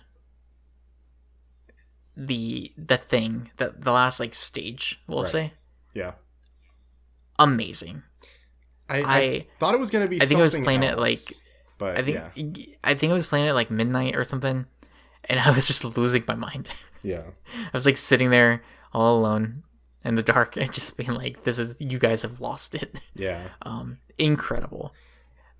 They do tease, after all the credits have rolled, they're like, we'll see you on our next journey. Right. I'll run through just real briefly a couple thoughts that run through my head. Team Asobi, I don't have like a big knowledge of like who they are or what they do other than Astrobot. To my understanding, they're pretty intrinsic to the R&D of some of these like weird tech stuff, like the Move and VR, Playroom stuff beforehand too. Yeah, and so like it makes sense that they're the ones making Astrobot and like having it be like a thing to demonstrate the new tech.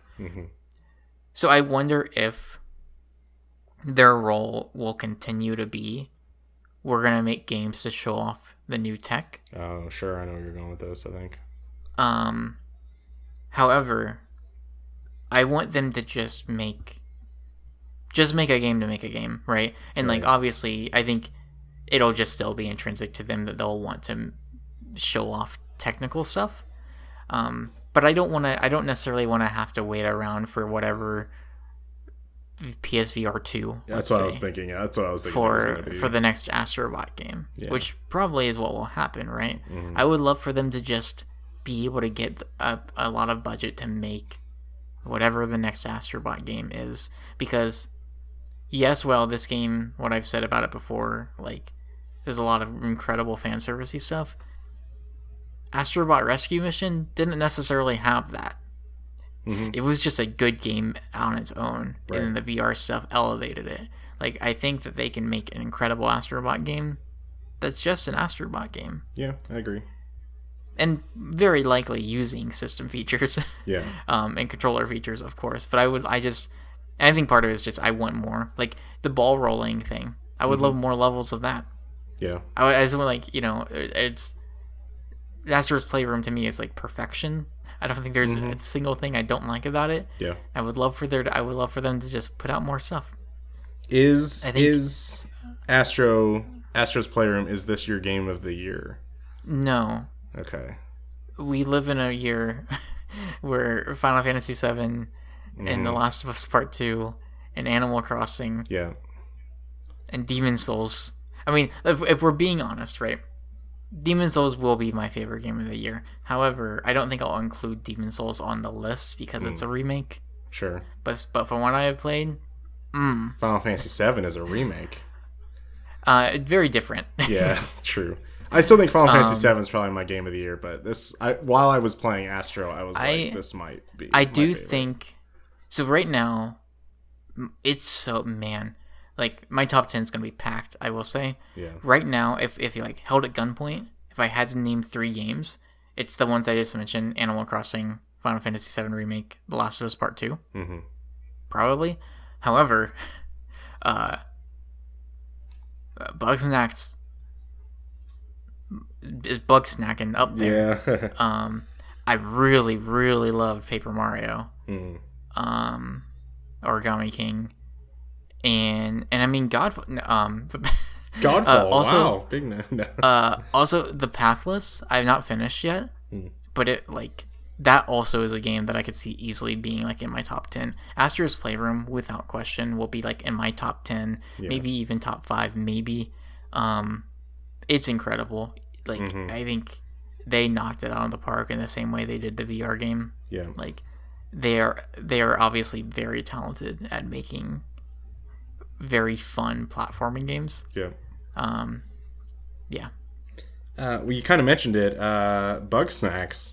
Let's talk about Bugsnax. I didn't write any notes down for Bugsnax. I have played so little of Bugsnax. So I put it on the crossover where we both played it.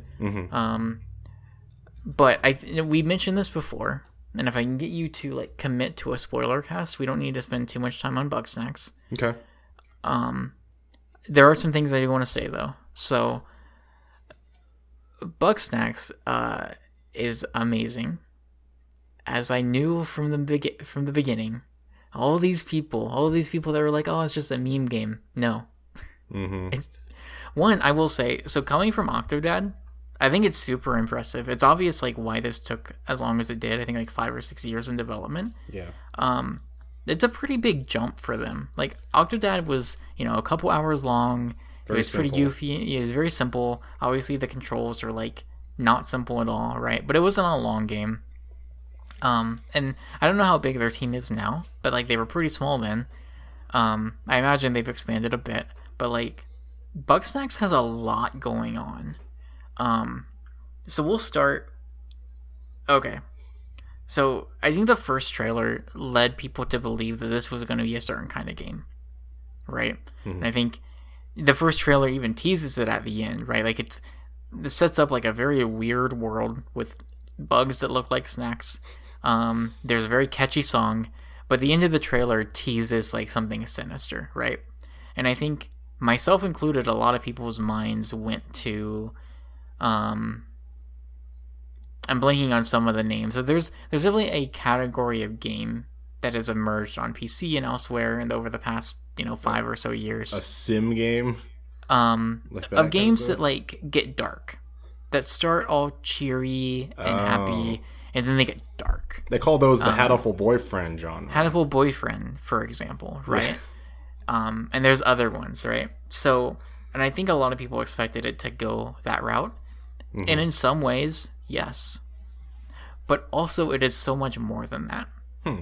So, in one half of the game, it is absolutely the Viva Pinata Pokemon Snap style game that the first gameplay trailer alluded to, which is there are 100 kinds of Bugsnax on I think Snack Island, or what is it? It's not Snacksburg or Snacksburg is the name of the town. Yeah. Is it just called Bugsnax? I think it's just. I think it might be the Isle of Bugsnax or something like that. There's a name. I don't remember. Anyways, we're not true fans. So there's 100 kinds of Bugsnax. Okay, a lot of them very simple to catch. There's Strawbee, which is just a strawberry-looking bug. There's I might be blank. Some of the names are hard to remember. I think there's Sandwich Pede, My favorite that it's- I've seen is Bunger. I love the Bunger. Bunger is great. Bunger. Oh my god. Bunger's it's just so a great. hamburger, Yeah. and he just trots around going Bunger, Bunger, Bunger. Yeah. There's I think it's Frieder. So it's Yep, a French Frieder, fries yeah. that's a spider. All of these different kinds, right? They're all like, yeah, it's weird. It definitely is weird, but I will say the genius of it. One, I think, the idea of combining like insects and bugs with food is like a funny thing, but the genius of it, one, is the design of these creatures. Like, yeah, a fry and a spider, that makes total sense. We've seen it in Costume Quest. Yeah. Like that works. Like I think that it's the design of it works. Like putting the like googly eyes on it, they work.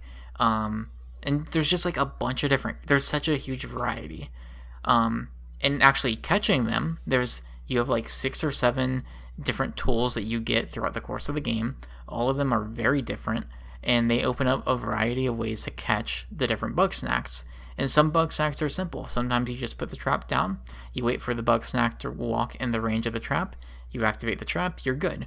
Sometimes you have to you get a launcher, and so you launch something into the air to knock the Bugsnax down, or you have your sauce projectiles.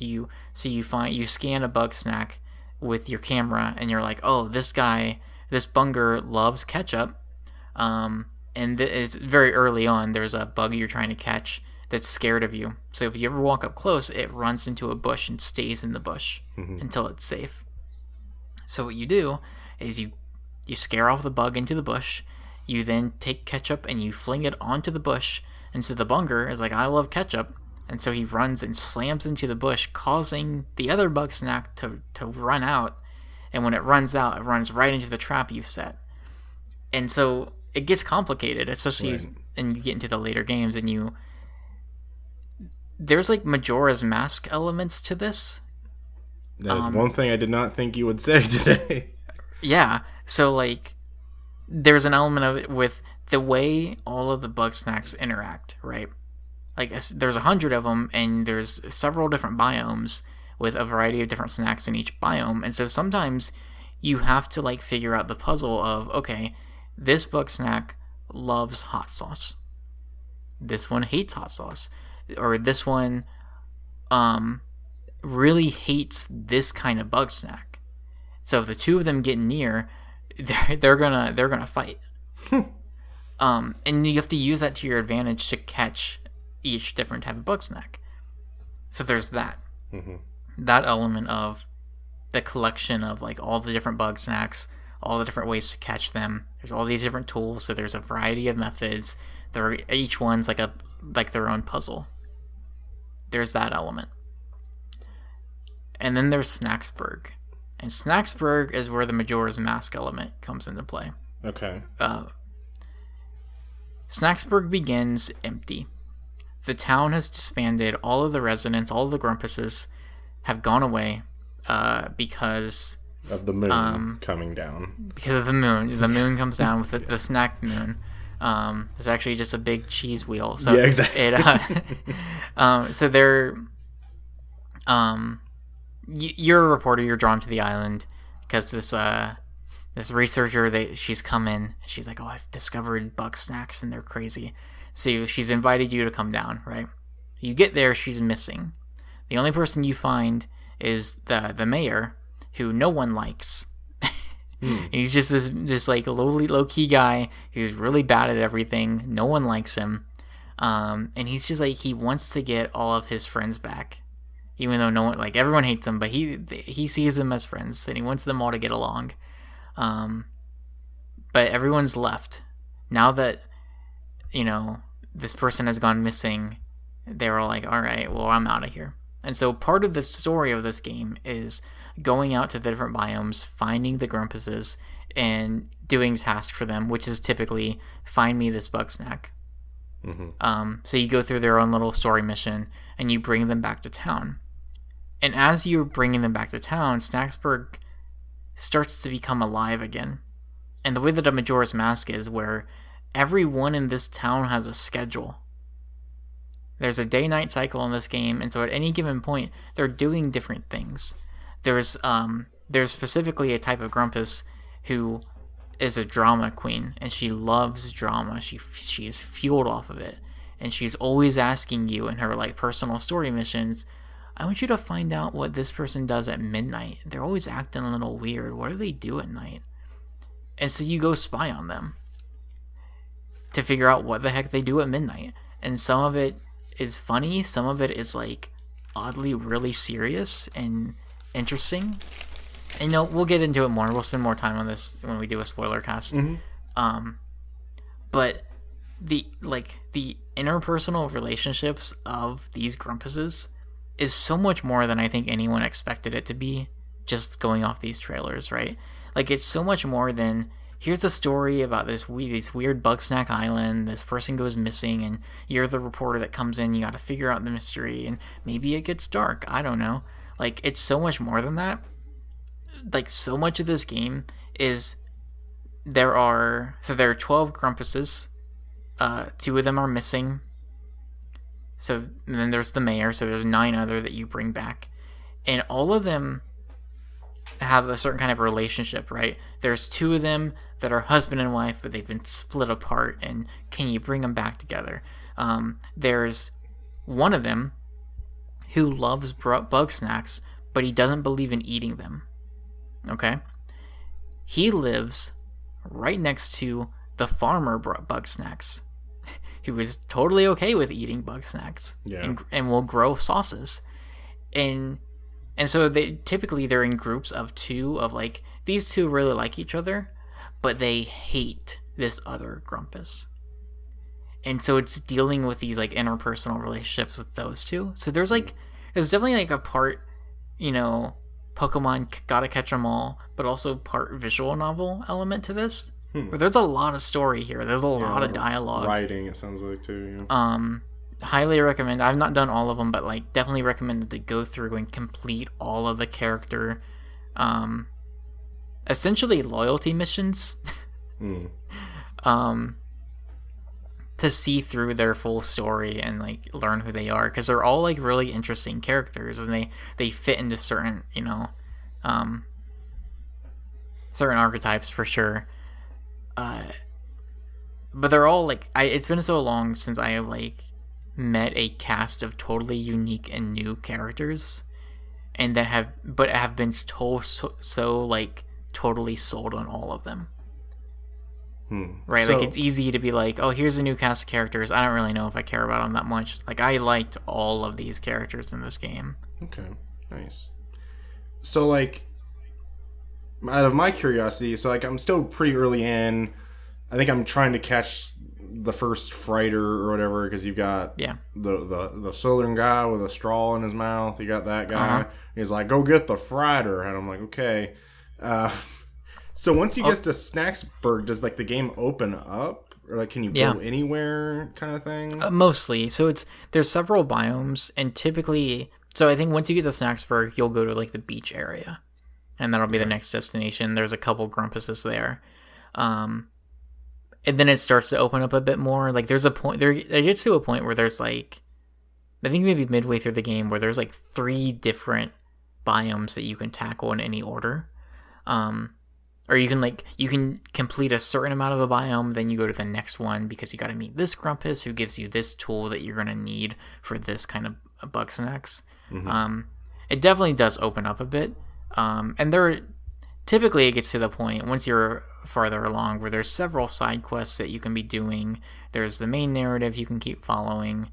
And then there's like, or there's just like, maybe there's 2 or 3 Grumpuses that you're still working on convincing them to get back to the island, or get back to the town. One other thing I'll say real briefly, the voice acting in this game is fantastic. Yeah, they had a whole video about showing all the voice actors. That's really cool. They did a really good job. The whole cast. Nice. Great. I look forward to talking about the story and some of these characters in more depth later on. Yeah, and I've played so little. I might as well just restart Yeah. it. I think. So, Colin, I feel very confident in saying you will love this. Maybe not as much as I will, because I am like deep. But there is some things in the late game that I think you will identify with and love. Okay. I hope. Yeah. Some things I very strongly look forward to talking about you with. If you wrote Bugsnax off, if you're listening to this and you're like, I don't know, it just feels like a meme game, feels like people just like it because it's weird. There's so much more to this than I think me, Colin, or anyone just thought from the trailers. Yeah, it's weird. Yes, feeding Bugsnax to these grumpuses to change their limbs into snacks. It's weird, yes. I think that's part of it. There's definitely, like, thematically some really interesting themes running through the undercurrent of the story. But I think what you'll find and be most surprised by is the relationships between the grumpuses. As you meet more of them, as you get to know them more, and learn, like, oh, you two just hate each other. And there's reasons behind that. There's reasons why you two hate each other. Or, like, as a reporter, you have to interview every grumpus. And you can't complete the game without interviewing all of them. And the things you learn by interviewing them. You know, it's a weird, it's a silly, it's kind of a odd game, but also it's a really interesting, and it really, like, it dares to go places. And a more of, like, a serious kind of tone. And yeah, man. Yeah. It's great. Yeah. It's kind of bug and kind of snack. As the song goes. So you find them hiding in the sun, something ketchup patch. I don't know. Ketchup. But yeah, like, would you say like 6 hours maybe, like mainline story? So like, what do you think? I think count on 10. Okay.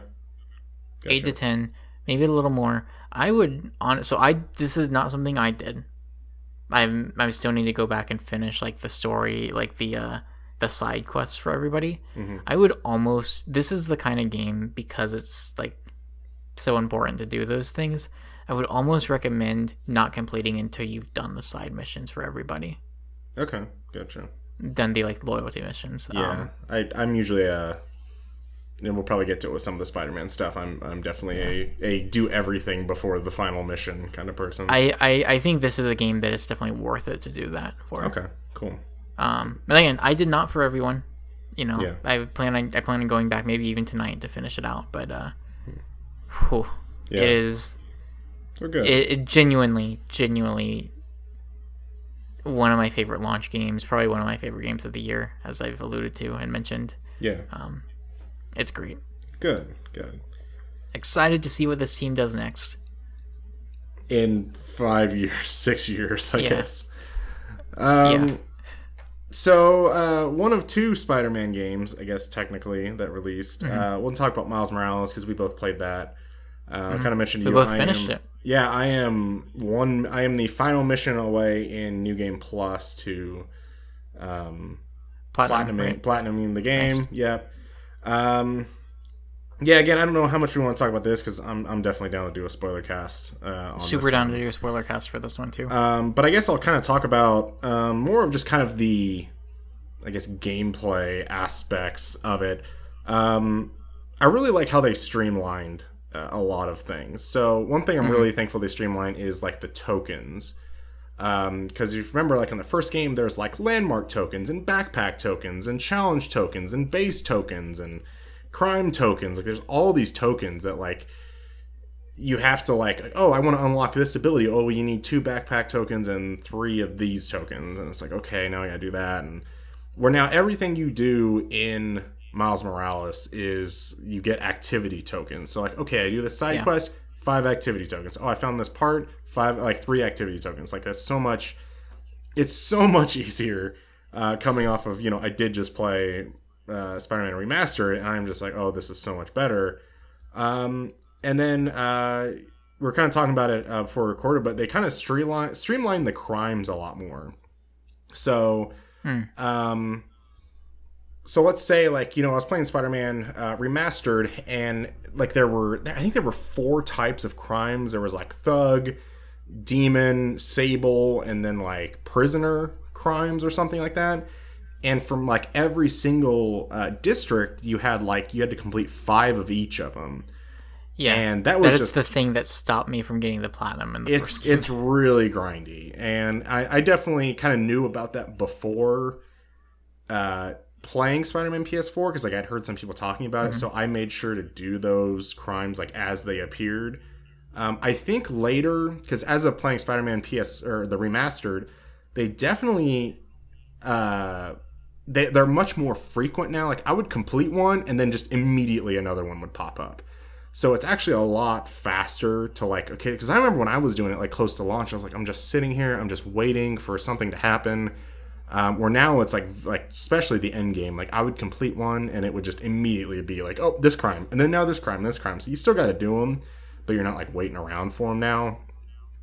So you have this mobile app now in Miles Morales, where like you like swipe left on the touchpad because it's like opening like the app on your phone or something like that. And you have like these friendly neighborhood app missions where they're basically just like little side quests.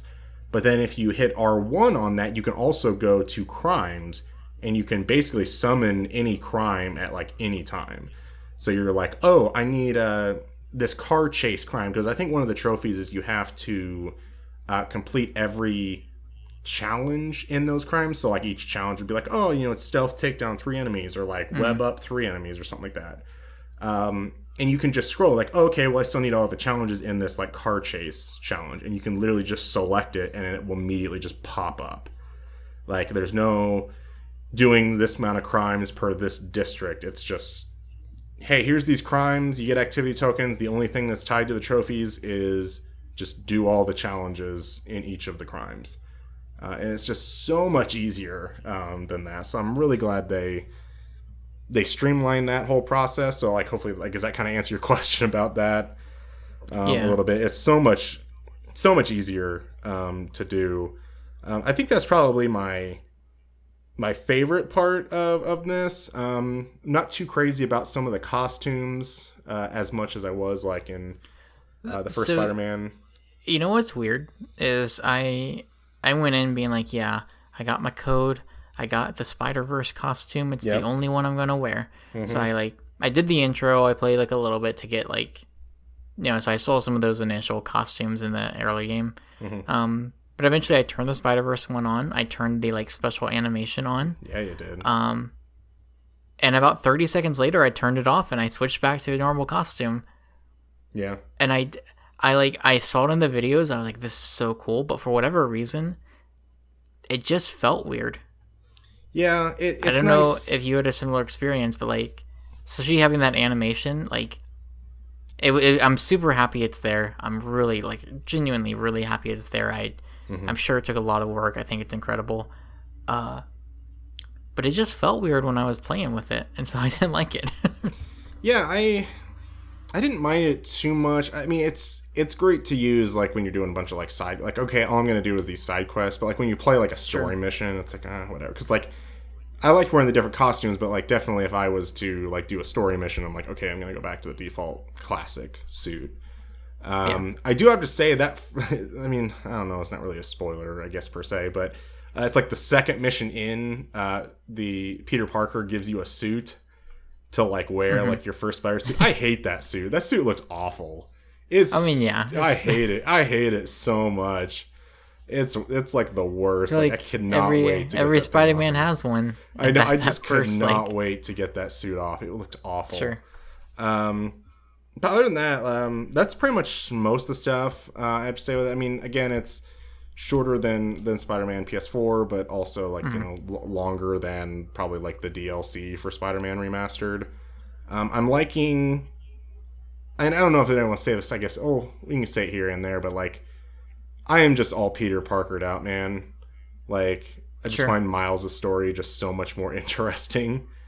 And yeah, I mean he's great, and he plays great. His powers are really interesting, and we'll talk. I'm sure we'll talk in depth more about it when we do a spoiler cast, which we should start planning because we both finished this game. and I'll probably have a platinum pretty soon too. Yeah. So we should definitely get on that. The only other part this week or something. The other part I did want to say, talking about like streamlined stuff that I put in like exclamation points. Mm-hmm. They cut out what I put the bad parts of Spider-Man 2018, and then I also put like the Miles and MJ sections where you're like stealthing around and stuff like that. Like, I thought those were very weak, especially having to play those through all again, like going through Remastered and whatnot. I don't think this was in Remastered or like the original Spider-Man, but like there's like ceiling and wall takedowns, which just it made me want to be like much more stealthy. Whereas because there were the wall takedowns. Are you talking about like when you like dodge into a wall and then jump off? And no, so this is like so that's actually one of the trophies. It's like 25 wall takedowns and 25 ceiling takedowns. And so originally I thought it was like, oh, ceiling takedowns. They're talking about like the perch takedowns. And like, no, that's not it. Nope. Yeah, you're literally like crawling on the wall or you're crawling on the ceiling and you take down enemies. So like, I don't recall like being able to do that at all in the PS4. I don't remember. Because I think it was just the perch takedowns. And how annoying were those to get? Because I think I'm at 0 and out of however many on both of those. It's really, I thought it was going to be annoying too. But definitely like, there's those bases that you clear. Yeah. So I think the trophies for you that's going to be tough is there's a trophy for a 100 hit combo. Yeah, I've not gotten anywhere close on that. I ended up getting that. I wasn't even going for it, and I got it. And I think planned on. I think now that I've beat the game, I'm probably just going to turn it to easy, so that might help. Yeah, I've had the game. There's Neighborhood, which is easy, and then there's also Friendly Neighborhood, which is even easier. Oh, okay. And Friendly Neighborhood, Miles can't even die in combat. So like even if your health goes all the way down, like you can still just keep playing. Okay. But yeah, it's not. Oh, also can't die in Bugsnax. Very appreciated, especially later on when you get to like lava areas. And it's not like you died and souls come up. Dang it. So like sometimes like you'll try and like grab a Bugsnax that's on fire. It will turn you on fire and you start running around. Yeah. It's nice because you can experiment more and not worry about like repercussions. Yeah. But other than that, there's a trophy that I had to do a couple times. It's clear an enemy base without being spotted. Sure. But then you can also use your wall and ceiling takedowns. That'll help with that. Nice. Okay. That's about it, though. Good to know. Think. Yeah. I mean, we'll talk. I imagine we'll talk very in depth about Miles Morales and spoilers cast. But I will say, just a lot of fun. I mean, it's more Spider-Man. I do appreciate the new skills. Yeah. It makes me curious what Spider-Man 2 might hold for old Peter Parker. Yeah. But yeah, I mean, Miles Morales, he's just a fun guy to play as. He's a cool dude. Yeah. I liked that video game. It is quite good. Look forward to talking more about it with you more in depth because story stuff, I think it's hard to really talk about without spoiling anything. Right. So let's talk about Sackboy. Yeah, a big surprise. That's what I want to call it. A big surprise, a big adventure. Yeah. Sackboy. So like, I mean, Astro's Playroom, like as platformers, right? Like Astro's I think they're both going for different things, right? Like Astro is faster. Sackboy definitely has like a certain pace to its movement. But Sackboy: A Big Adventure, which I finished 2 nights ago. Again, just one, as the name would imply, much longer than you would think. Yeah, I'm noticing that too. So 5 worlds, which I think like if you're just rushing through, it's like a good 15 hours probably. Yeah. Maybe a little shorter. I think the PS5 has my playtime at like 21, 22 hours right now. 4 of which were on a very, very difficult time trial. So you can, and then a few other hours getting some other trophies, doing multiplayer. There's a ton of co-op levels. I've played through a selection of them, but not nearly all of them. What I appreciate is, so in Little Big Planet, there were like side levels that were co-op specific, but a lot of the main levels to get certain collectibles, you would need 2, 3, or even 4 players to get. There might be like 4 buttons, and it would have a sign that's like, "Oh, 4 Sackboys. You're gonna need 4 people." And it's like, all right, that sucks. Yeah. I've only got 2 controllers. You got to remember what level that was in, and yeah. So what's really nice is in the main campaign levels, I don't think there's anything like that. You can just go through it single player, get all of the collectibles that way, and then there are throughout the world you'll unlock multiplayer only levels where you need to have at least 2 Sackboys, and I'm pretty sure, at least in the ones I've seen, you only need 2. Mm-hmm. So 1, you can't even start the level if you don't have a second like Sackboy in the game with you. Right. And I think you only need 2 to like get any of the collectibles there. Mm-hmm. So immediately appreciate that. 2, another thing that stands out, this game's soundtrack is out of control. It's pretty good. I like it. A lot of licensed stuff, a lot of new stuff, I think. There might be some licensed stuff that I just didn't recognize. There are levels a la Rayman Legends that are like straight up just songs. And then it's not like a fast paced level like Rayman Legends. It's basically an endless runner kind of thing where you're just holding right and jumping at the right time. And Sackboy, it's still that same methodical pace. However, everything in the level, from the enemies to just plants and the walls and lights and platforms and just anything else in the level, they're all synced to the music. So the first one, which I know there's one for basically every world, so I won't spoil the others. So the first one, which I think people have already heard about, is is Bruno Mars, and it is incredible. Yeah. It's incredible. But on top of that, just in any other level, the music just consistently is very good. But there's also like licensed songs that maybe it's an instrumental. So there's like Material Girl is in this game, and it's just an instrumental, and it's like in the water world. And so it's like a very dreamy version of that song. So there's a lot of stuff like that where like I'm a decent way through the level and I'm like, wait, is this? Yes, it is. It is that song. Like there's stuff like that will happen. There's another one I had towards the end of the game. I don't remember the name. I don't remember the song now, but it was like I had to like pause for a second and listen. I was like, is this what I think it is? Yeah, I did that. Definitely did that with the Bruno Mars song, because like you first go and then it's like even the ones radio. that are just like even the ones that are just like instrumental versions of songs that are in some of the levels where it's like, oh my god, like what? So that's 2, right? Yeah. 3. A lot of people complained about Little Big Planet's jump physics. Yeah, that was the thing I wrote down too. That is fixed in this game. It feels great. Yep.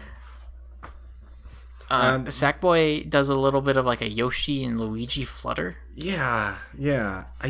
I don't know if I like it very. Like it's so like it's when you play like Donkey Kong Country and like even like the new ones where you have like Diddy as a jetpack, or like like the Yoshi flutter, all that kind of stuff where it's like a little bit of like, or like a spinning in Mario Galaxy, like as like just a little bit of extra height or a little bit of extra jump. I felt like those you could really rely on when you jumped and did it. I feel like you can't really rely. Like it's not enough. So almost. I disagree, actually. And maybe I don't know how far along are you? I am in World 3, so I'm like probably like a half, like maybe fourth of the way through World 3. I think later on, and then also in the Knitted Knight trials, which I'll talk about. I've been doing all those too. Okay, so I've been doing those as well. I think, especially as evident in some of the later trials and the last one, what I found, and it grew on me, and what I found that has worked really well is you jump, you flutter, and then you can so you can roll in the game, right? And rolling is like the way that you can. That's the way you move fast. You like have to do that with those trials, really. Yes. If you do it in the air, you do kind of like you leap forward a little bit. Mm-hmm. You leap forward and then you're rolling on the ground. I actually found the flutter made a really big difference in certain platforming sections. Okay. like the difference between making it and not. Sure. Actually, so, and also like yeah, sometimes like if you're trying to cut corners like in those time trials, I thought it helped with it. But regardless, not floaty at all anymore. Yeah. It feels great. I never really had much issue with it just because I felt like the level design didn't really ask too much of me.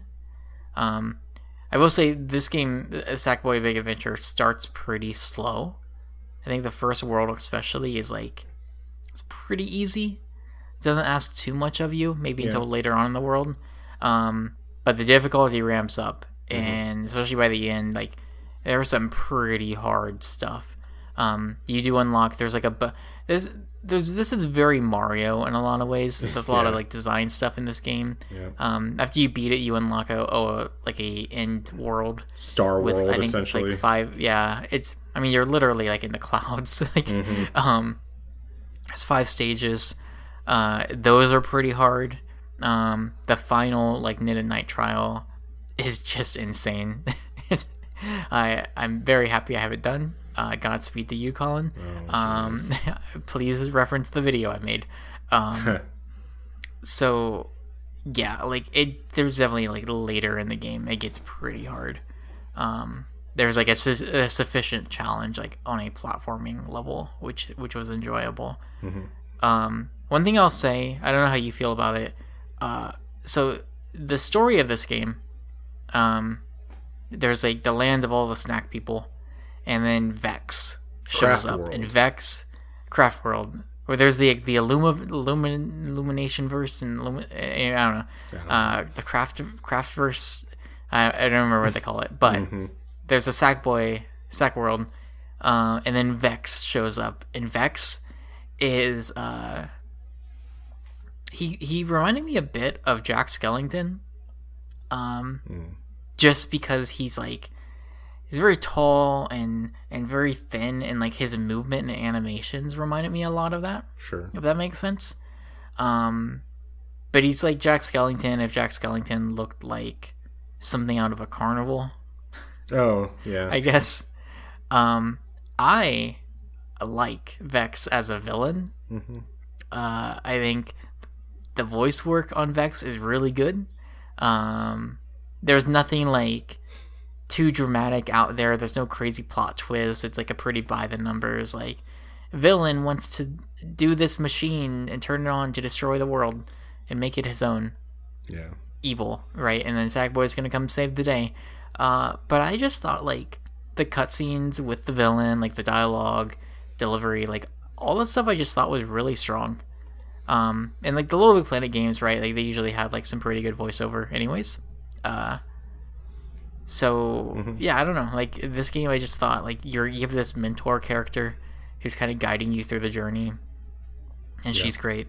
Scarlet, I think was her name. Scarlet, yes. So Scarlet's riding, and like she's talking to you about the knitted knights of the past, and she's carrying around this like toy Sackboy that's got like a knight costume on. So that's pretty cool. And yeah, like other than, I'm not sure how I feel about the sound effects from Sackboy as you like punch and roll around, the very like childlike grunts. Man, a little weird. But I think like the expressiveness of Sackboy and all the characters, like this is just like for the cutscenes, the animation, expressions, voiceover, even the writing, like I thought all of that was like really strong. Probably stronger than it has any right to be or needed to be.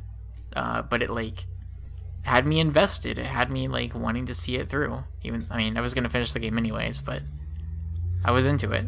So, talking about like kind of little sound effects, one thing that is already giving me nightmares is not necessarily going through the big trial at the end, but it's listening to every time Sackboy dies, that screeching like "Wah!" whatever. Like, oh my gosh, it's really listening funny to that because it comes out of the controller speaker. Yes. And it fades out. It's like this is like I'm really doing something to the Sackboy. Like he's really in pain. That's what it feels like I'm doing to this, and I hate that. Like I can't die. I can't. Oh yeah, that's yeah. It's yeah. So talk to me about some of the co-op levels that you said you've played some. Was it with your brother? Did you say? Roommate. Roommate. Okay. Yeah. So I like. Yeah, they're. What's cool about them is because they are levels designed. I think 2 players is probably the sweet spot, to be honest. At least the ones I've seen. But they're very much designed around co-op stuff. Like if you think about like other, I don't know why this is coming to mind, but if you think of like Army of Two, right, or like games that are designed to be played co-op, the level design is such that it's expecting there to be 2 players. Okay. So there are parts where it's like, okay, I need to pick you up and I need to throw you up here, and you're gonna hit the button, but you need you need to pull this lever and you need to hold on to that lever so I can go over here and jump on the platform that's just lowered down, and now I'll hold the lever and that will raise you up, and like it's a lot of like puzzles like that. It's like that time. It's like that time we played Resident Evil 6 together and 5. Yeah, it's just like Resident Evil 6 actually. The helicopter level was weirdly on the nose, but so yeah, it's a lot of stuff like that. I will say there is some that I did like. There was like a couple early ones where I tried to do the solo thing of like having the 2 controllers, and that's doable. You could certainly do that if you like. It's very hard though, because not only is it like I need 2 people to step on the switch at the same time, like there's a lot of timing based stuff too. So you know, when the online patch hits, you and I will have to run through all the co-op levels together. Yeah, because there's still quite a few I've not seen. Okay. So and they've been fun. I've like really been. The selection I have played. I don't know how many. I've been impressed with. Yeah. This might be a spoiler, but I'm pretty sure I know the answer to this though, because I don't know. But do you think there's any chance, or are there any like PlayStation centric costumes? Do you think it will show up, or maybe in the game? So if you in the game, no. Okay. Nothing that I've seen. There are some really cool costumes. There is a store. Yeah, I was about to bring that up. Okay. So there is a store. There are 3 free costumes you can download, and this was as of last week. Yeah. There is one where it's just a Sackboy wearing a t-shirt. And then there are 2 others. I don't remember the names of them. But they're like... It's like a maid or something like that was one of them, or something like that. Yeah, it's very like a time period kind of dress, like almost like a Renaissance kind of theme, I think. Yeah. So that definitely opens the door, I think, for other costumes to be put up. Yeah. But the thing is, so without like spoiling stuff, right? Like when you beat the game, at the end of the credits, there is a like "see you next time" kind of thing, which would imply. Like, you know, there are plenty of games that have done that have not gotten sequels. But I think Sackboy is such that, like, there are reasons to believe we could get another Sackboy game. And it's a launch game, so I feel like it'll probably sell pretty well, because it'll be, you know, one of the handful of games that there are there in Sony first party. So you would think it would sell well. So, you know, like, the thing is, though, like, this doesn't have a creation mode. This is a game that, like, you could spend probably 25, 30 hours to 100% this. Like, probably easily 30 hours to 100% it. But it's not necessarily something that, like, you'll keep going back to because there's creation stuff. And I think that the reason why there was able to be so many costumes is because it was a game that would live for a little bit longer. Whereas I think people will either finish this game or, like, complete it, and then move on to something else. There's not a whole lot of reason to go back. There's the time trials, but once you finish those, like, I think people will fall off of it. Yeah. And it didn't seem like, from like glancing at the trophies, that like I figured like the trophies were going to be like you have to get every single orb or whatever in every single level. Thank God. Yeah, and I thought it was like okay, I'm going to have to. So many levels in this that it would take so long. And I was like, do. Okay, you're going to have to ace every single level. Yeah. And you're going to have to get every single gold rank. Like, you know, that's what I figured these trophies were going to be. And then I kind of looked and I was like, oh, only ace like 20 or 30 levels or something like that. I was like, it's 30 levels, yeah. Which I got like halfway through the game, I think, or a little farther than that. Yeah, there's been a couple. If you had to ace every level, some of those like I know the bonus world stuff, like I don't think I'd be able to do it. Yeah, that's why I was like, this is gonna be a nightmare to. And then it was because I even thought you had to get maybe a gold rank on every single knitted night trial. I think it might just be you have to get a bronze on every single one. But then there's that gold one at the very last one, I think. Yeah. So what I did, I actually. You might be right that you just have to finish them. As I unlocked them, I made sure to gold every one. Mm-hmm. Same. So that was cool. That's what I've been doing. So the last trial is, if you don't know, there are 15 knitted night trials. They're all basically a minute or less, probably. They're all less than a minute typically. Usually the gold time's like 40 seconds, maybe 30. There are some like -2, -5 second things here and there. Yeah. How many have you done so far, actually? So you're 3 worlds in, so you're probably like 7 or 8. Well, I think it's only like 4 or 5that I've unlocked. Okay. Well, so the last 3 worlds have a lot more. Okay. I remember World 3 being like, whoa, there's a lot in this world. There's like 4 of them, I think. So that makes sense. So they start off like the first half of them, the first I think 6 or 7, not too bad. Yeah. The later half of them took me some time. There was like 1 or 2 specifically that was like super rough. So the final trial, once you finish all 15 of them, so you do the ultimate knitted night trial, which you do all of them in one go. You have to do it in under 10 minutes. And there's no checkpoints, so you just do it. So one thing I will say, so some of them are in a different order. And I think like I don't know the reason why they ordered it differently, but some like it definitely feels like they ordered it in such a way that it was like easiest, like it kind of it's easy somewhere in the middle. It's like these are the hardest ones, and then the last couple it kind of dips back down. So there's definitely a point in the and I think even the last one, I think you only do 14 of 15. Or maybe they just mixed it up enough that you do 15 is just the 14th one is the last one. Okay. For a specific reason, which I won't spoil too much. And I mean, if you watch the video, you'll see why. But basically, the way it's set up is like the very end of this gauntlet. There is a bunch of clocks. So as you do the trials, you can pick up clocks to extend your time. Mm-hmm. And the very end of this, it's just littered with clocks. So you can enter the very last phase of this trial like at over 10 minutes, and you can pick up enough clocks to bring you down. Okay. So I think for me, I entered it at like a little over, I think it was like 10.5 minutes, and I brought it down like to 9 minutes and 15 seconds or something like that. Oh wow, that's a lot. So you can get to the very end over 10 minutes and be okay. Okay, good. And what I will say as another tip, like if you want to try to do this, is there comes a point, I think it's when you hit the crabs section, there's like 2 or 3 segments that you can and should take your time on, because they're very easy to die on. Mm-hmm. And you actually have I think the trick of this challenge is that you have a lot more time than you think you do. That'd probably agree with that. Yeah. And so I think what ends up happening is like I think there's a lot of unnecessary deaths because you're just trying to rush. Mm-hmm. And that happened to me too. And like it's just figuring out what are the sections that I can just kind of take my time on and take it easy. Yeah. And usually it's the early ones, usually the first 4 or 5 sections that you need to rush through. Mm-hmm. Like build yourself a buffer and then kind of take it slow a little bit from there. Mm-hmm. But regardless, it is very challenging. It took me like 3 to 4 hours to beat it. Across from like, I think it was Friday night, played a bunch, got close a couple times, called it quits, and then Saturday morning spent like an hour on it and finally got it.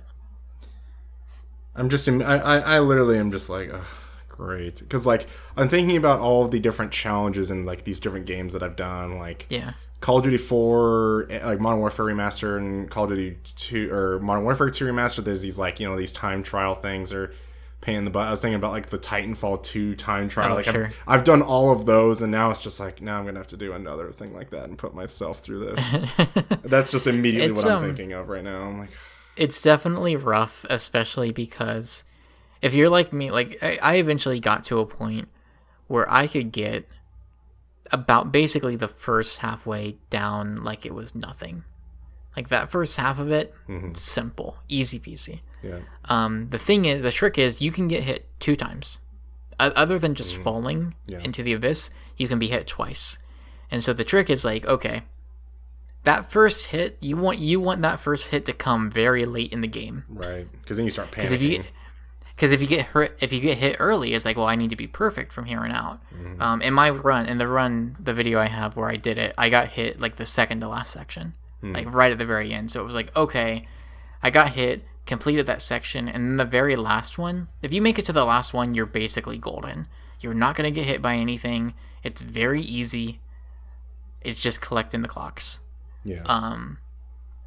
And so that helps too. So like, yeah, it's rough because there's going to be a lot of runs where you get pretty far and you die, and you're like, well, there's 7 minutes. Yeah. So it adds up. It adds up pretty quick, but it was fun. I'm glad I did it. I'm glad it's behind me. Like I said, Godspeed to you, Collin. I honestly like watch my video. There's other videos on YouTube of people doing it a little bit faster. Yeah. Those helped. Like I watched a couple of videos of people doing it, and I'm like, okay. And those were the ones that were like, oh, I can go pretty slow. Yeah. I actually have a lot more time than I think I do, which is nice. It just feels like, you know what it feels like we're talking about? It feels like, you know, you're just saying like, yeah, you know, I got my my senior project coming. I just did my senior project. I got that done with, and and I'm like, oh, I haven't started my senior project yet. Like, I gotta go back to school. I gotta go study. Collin, it's due tomorrow. I know it's due. That's what it feels like right now. Dude, I had a weird dream last night that I was back in high school, but it was during 2020, and so it was this weird thing of like, oh, I forgot to sign up so that I could go to school at home online. Oh. So I've got to go in and I got to grab the papers and I've got to register for my classes and It's a very weird dream. And then I woke up and I was happy that it was not real. I have those dreams where it's like, oh, well, they actually found out that like I didn't take this class in middle school, so I actually have to go back to middle school and do this class, and I got to sit in with all these middle schoolers. Oh man. So Sackboy Big Adventure. Yeah. I feel like the reviews have been kind of like in the 7s. I think I don't know if I've looked at like the Metacritic, but I would say don't pass this up. Yeah, definitely. Definitely like if you have some. I think the levels, the main core levels like are totally fine and great single player, and I had a great time playing the single player. But I think you could probably like. I think having a second person to go through the main campaign with probably would help a lot as well. Like it probably just adds to it. One last thing I'll say is there's a couple like main missions that we did in multiplayer, and there was one mission early in the first world where Scarlet's talking to you, and it's just like Scarlet, and it was me and the first player Sackboy, like in my costume that I was wearing, and she's like talking to you and like kind of like trying to pump you up. And late in the cutscene, at one point, Scarlet kind of walks around the first player Sackboy, and it's revealed the second player Sackboy was still there the whole time, and he's just like standing there, just like nodding, like For some reason, it was the funniest thing to us. Yeah. Because we were like, oh, he was. Because I was like, oh, it just doesn't show the other Sackboys in the cutscenes, but it does, and it was really funny to me. Yeah. It's a great game. I had a really fantastic time with it. I would just say, like, we still got some games to go through. Not that the bar was high for launch lineups, and we talked about this in the past before. This launch lineup for the PS5 is ridiculous. It's really good. Definitely the best launch lineup for PlayStation. Probably for anything. I would say Vita was really good. Vita was strong. I do remember Vita being strong. I don't think it's this strong though. And honestly, unless like other than like, the Switch that had Breath of the Wild, so like that's its own beast, right? The launch, like just in variety and like quality of things, right? So you got like great platformer, you got Bugsnax, like a really great weird thing, Miles Morales, so you got a great superhero game, Demon Souls, so you got a great RPG, the Pathless, which is essentially Shadow of the Colossus meets Breath of the Wild, and then you of course you got Godfall, so you got your but it's a ridiculous and super strong launch lineup. So Blue Point Games, Colin, you may have heard of them. They did. They're most famous for the Xbox 360 conversion of Titanfall, I believe. Yes. Mm-hmm, yeah. Yep, that's them. Their only project. Surprisingly, from that to Demon Souls. Yeah, it's quite the leap, but you know, the world needed mending, and so thus we got Demon Souls. So Blue Point, you know, they've done Shadow of the Colossus. Long ago they did God of War. Mm-hmm. And Metal Gear Solid, first? I think God of War was their first one. Man, yeah. They did the Metal Gear Solid collection. Yeah, they also did the Shadow Eco collection, I think. Yep. They did a lot of stuff. Yep. Pretty cool dudes over there. They did Gravity Rush on PS4, as of just playing that recently. So immediately after finishing up Shadow of the Colossus, they were like, hey, let's remake Demon Souls. Mm-hmm. Obviously a bit more complicated than that, but here we are, Demon Souls remake launch game. This is okay. Maybe I mentioned this to you before we recorded, but maybe the unexpected thing of like I've actually only spent like an hour with this, maybe an hour and a half. You know, I think Demon Souls is like by far the thing I was most excited about, still am most excited about. But I think because it's something I've played before, I was like, well, I want to play a little bit of this, but I also want to get to like the new stuff. You know, I want to get through Astros, I want to play Bugsnax, Miles Morales, Sackboy, Godfall. So like, I think now that I'm gotten through most of that new stuff, I think it's about almost time for me to really dive into Demon Souls. I probably will over Thanksgiving break, and that'll probably be my thing. Mm-hmm. So, not a whole lot to say about it, really. I've played through the tutorial and then up to the first boss. It's incredible. Like, hats off to Blue Point. Like, I don't know what magic they're running over there. This is easily the best looking game I think I've ever seen. Yeah, I think it at least that I personally have played. Sure, there's some stuff on the PC that you could crank up and, you know.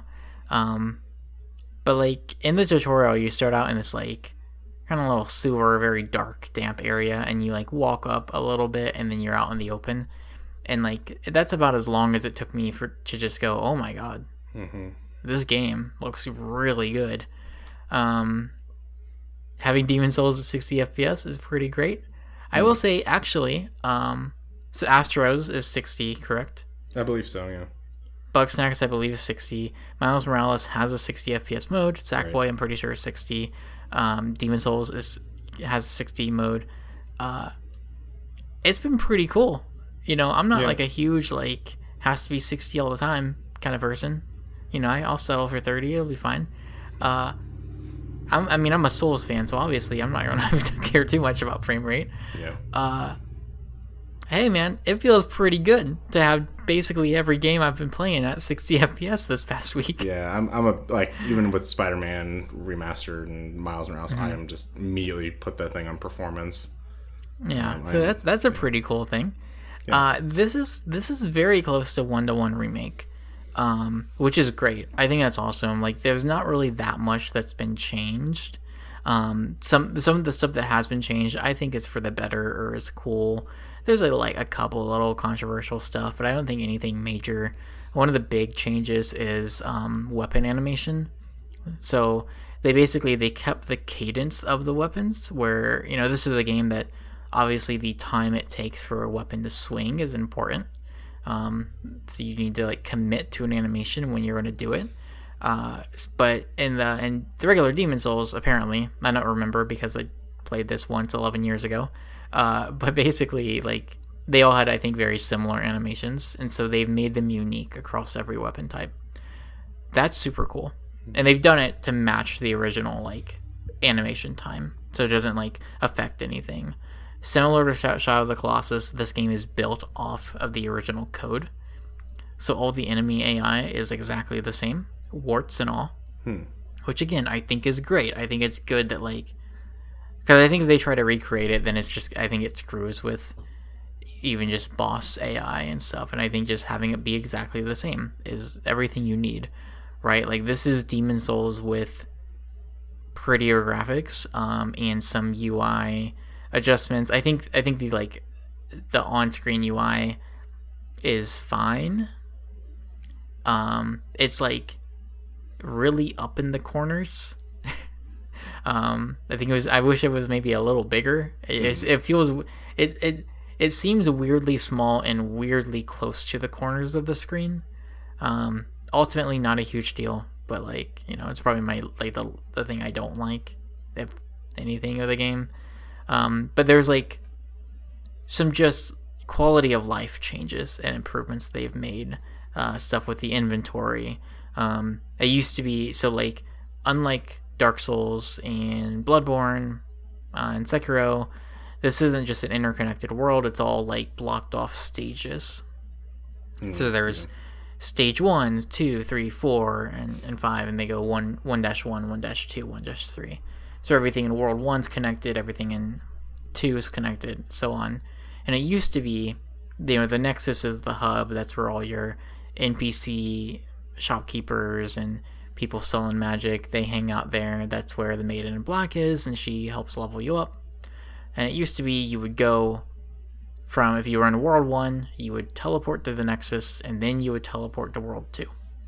Now you can just go straight from World 1 to World 2. You don't need to go to the Nexus. That combined with very fast loading speeds. I was going to say that SSD. Yeah, like putting in the work. So it's stuff like that just, like definitely there are some people who are not a fan of like some of the art direction they have taken with like architectural stuff, and maybe there's some other things like that. I mean, some bosses or some enemy design is a bit different, and some is better, some isn't. There's some like stuff like that. I don't think it's that big of a deal. But I think the main thing is like this is Demon Souls in all of its glory, warts and all, because there are definitely some stuff in there where it's like, oh yeah, man, 2009, different time. But also, it feels better to play. It is so much faster to get into levels and to teleport around. Respawning is faster. The way you handle inventory is better. Like even though your inventory can still fill up, and if you pick up an item, instead of it being like, oh, can't pick this up, your inventory is full, you can send it immediately to the storage box in the Nexus. There's just stuff like that is just makes it a better experience, I think. What's interesting to me really is like the trophies are different. So in the original game, to get the platinum, like there was some heavy duty grinding you had to do for a certain resource to level up weapons. Pretty much all of the weapon leveling trophies are gone, and they're replaced with boss specific challenge trophies, which I actually think is really cool for a game like this, and I'm kind of surprised none of the games before this have done it.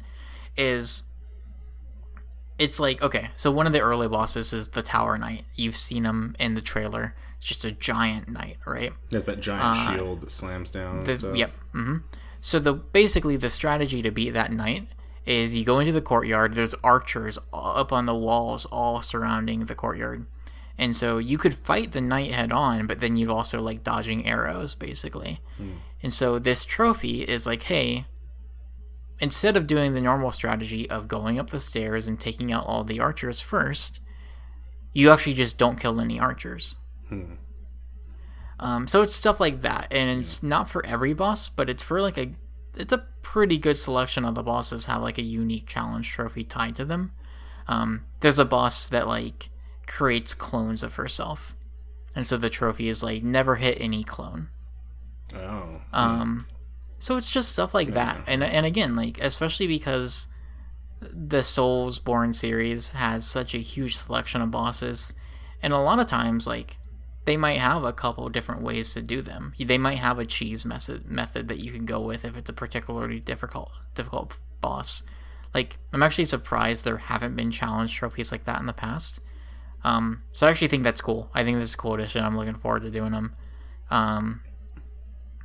The other thing, so Demon Souls has something called World Tendency.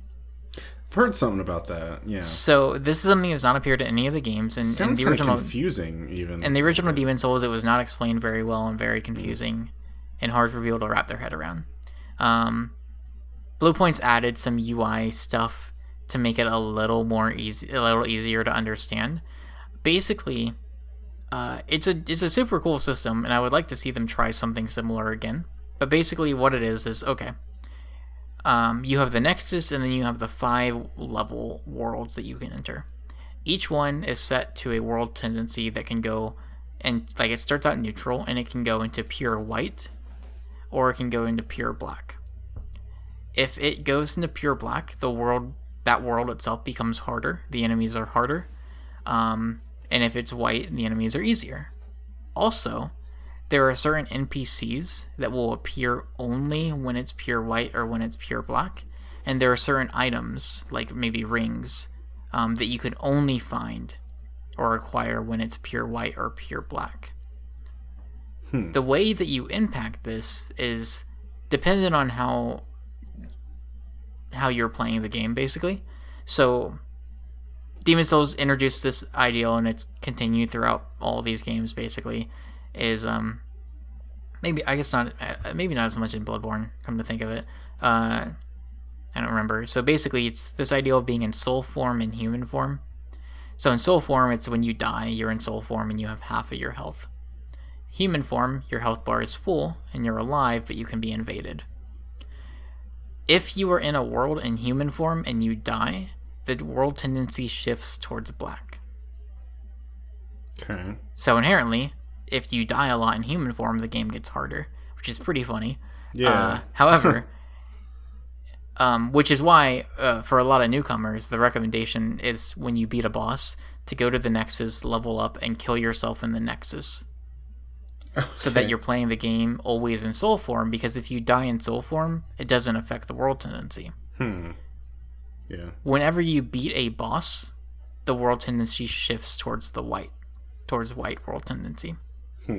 So, knowing that, you can pretty easily adjust and change how your world tendency is, and you can do the NPC quest lines, you can get the items that you can only get in certain world tendencies, by knowing that, like, oh, if I just stay in soul form the whole game and beat all the bosses, then I will guarantee that every world is in pure white. So I can do that, I can do all the NPCs, I can do the quest lines, get the items I need, and then I can shift to human form, I can start killing NPCs and doing bad things, dying as a human, and shift it towards black world tendency.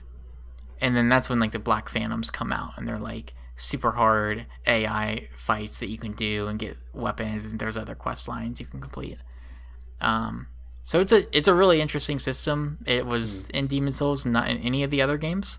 It is going to make getting the platinum pretty interesting. So, I think you asked me a long time ago how long it will take. I said like 2 weeks. Probably going to take a little longer than that. Probably about a month. I feel like I remember hearing you saying something by the end of the year you'll have the Demon Souls platinum. I think I'll have it by the end of this year for sure. Especially because I've gotten through a lot of the other launch games. So like now it's Demon Souls, it's Yakuza, it's Assassin's Creed, and the Pathless basically. And the Pathless, from what I understand, is pretty short. So yeah, have not played a lot of it, but I think that's probably about as much as I'll say on Demon Souls, really, until I get the platinum probably. It's great. I'm super happy with it. I've played enough to get my fill, and Have you heard of this door that people have tried to get into? Okay, I think it got solved, but it did. I was gonna bring this up. Okay. Oh man, yeah, I had a whole way I was gonna bring this up, but apparently you've heard of this. So yeah, I have. Sorry. No, it's fine. So Collin, for our listeners, there is a door in this game. Now, yes, as of a few days ago, it has been solved. But there was a door in this game that was not in Demon Souls, and like one of the big things here is like this is a 1-to-1 remake. There's not really anything new added except for this. They didn't even go back and like complete the Broken Archstone, which people wondered if they might. Maybe it's still in there. I don't know. So, yeah, so you've played some Souls games in the past. You know about illusory walls, right? I know of maybe fog doors. So basically, there's this concept in these games where sometimes there are walls that if you just hit them, they vanish and reveal a pathway. It's like NES Castlevania. Like, if you hit this wall. Yeah. In Demon Souls, in the remake, there's a wall down like a corridor. It's like just a dead end, basically. If you hit the wall, it vanishes and it reveals a door that's locked that was not there in the original game. And it threw the entire fan base into a frenzy. People were like, what is this door?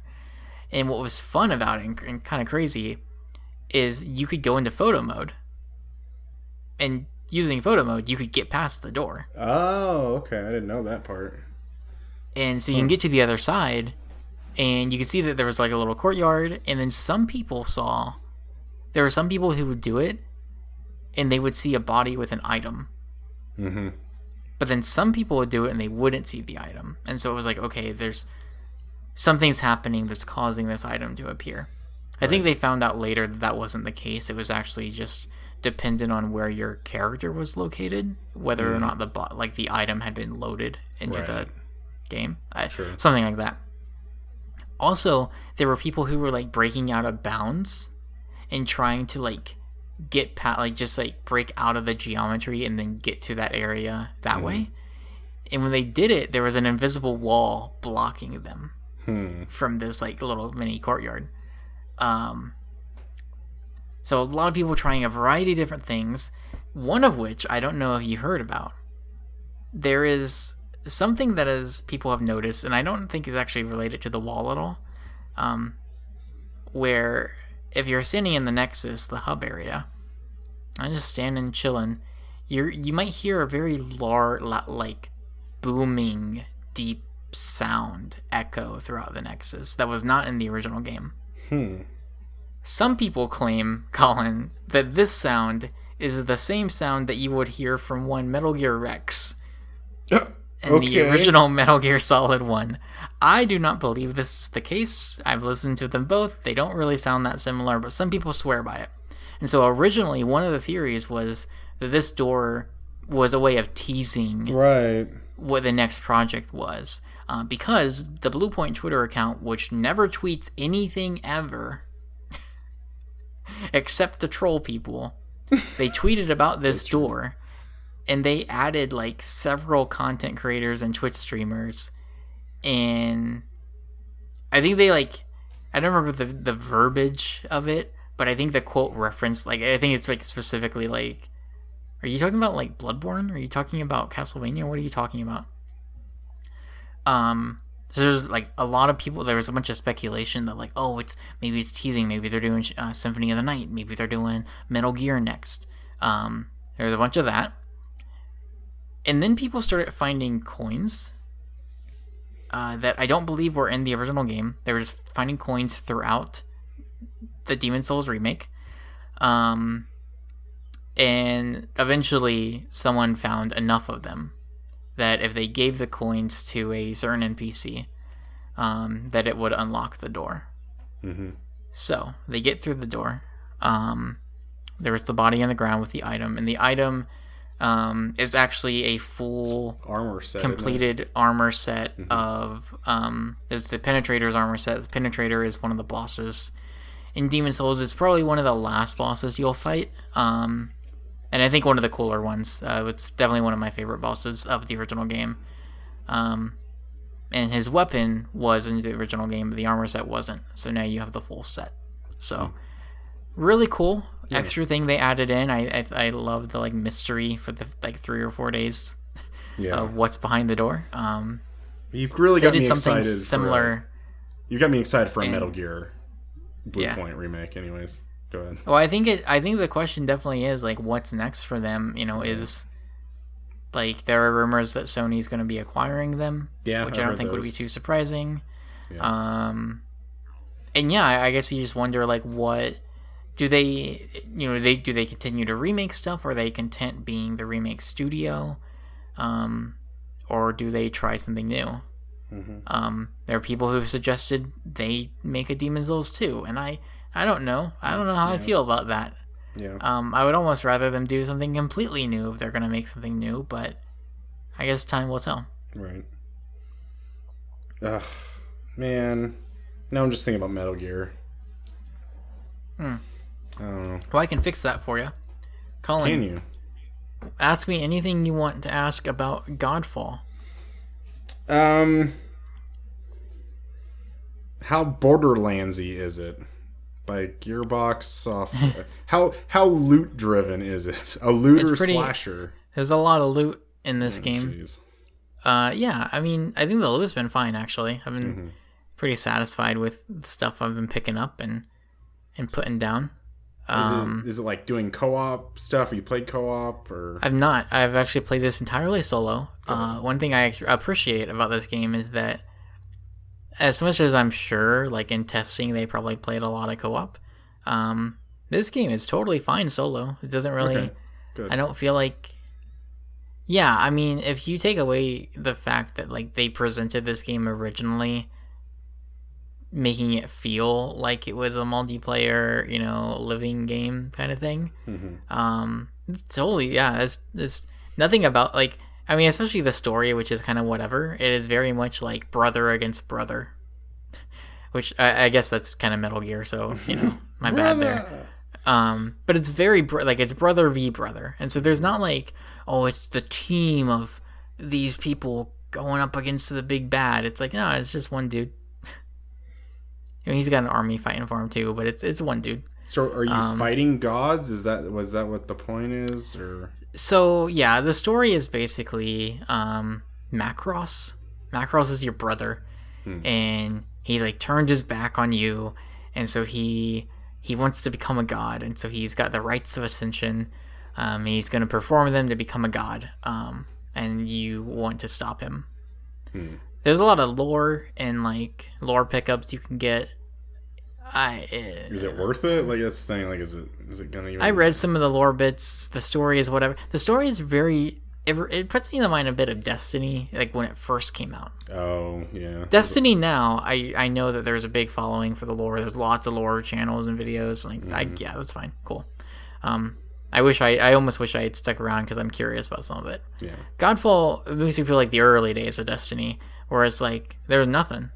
You know what I mean? You have to open up a website to read the lore. Right. Not as bad as that, but the story, you're like in the hub area is like the inner sanctum or something, and so there's this like disembodied face, kind of like what's the guy's name in Power Rangers? Like Zordon or something? Oh, you're asking the wrong guy. I don't. Yeah, I don't know. I'm just gonna say Zordon and pretend like that's the correct name. Zoom. Yeah. It was, yep. So you just like talk to her a bunch, and she's like talking to you, and then you find like a blacksmith, and you bring him back to the sanctum, and it's just those two characters.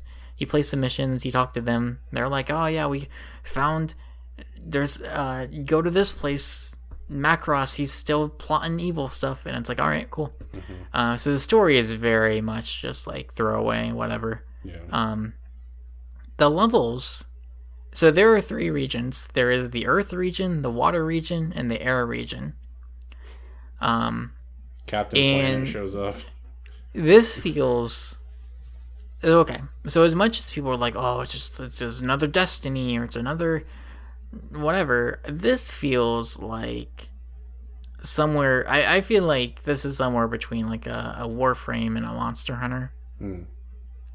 Now obviously less of a focus on hunts. There is a hunt type of mission where you'll drop in and you'll like fight you'll hunt down like a mini boss.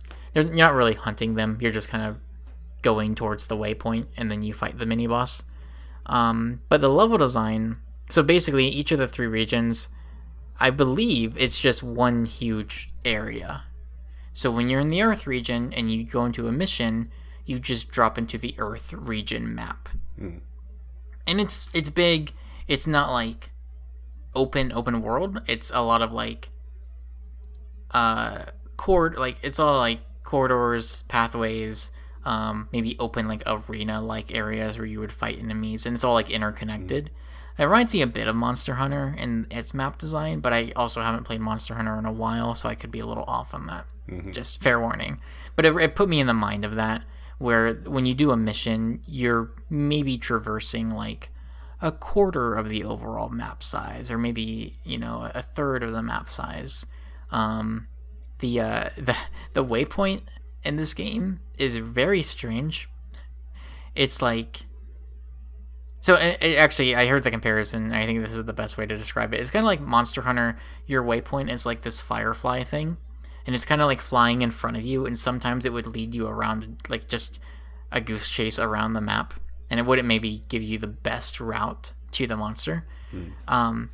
This game's waypoint is just like an icon, but it moves all over the place. Like, you might come to like a T intersection, right? And it might look like you're like the waypoint is gonna lead you to the left, so you start going to the left, and then suddenly the waypoint's behind you, and you're like, oh, I gotta go to the right. It's just moving all over the place. It's very strange. Yeah. It's like early GPSs. Levels aren't like the tutorial is the most linear of linear.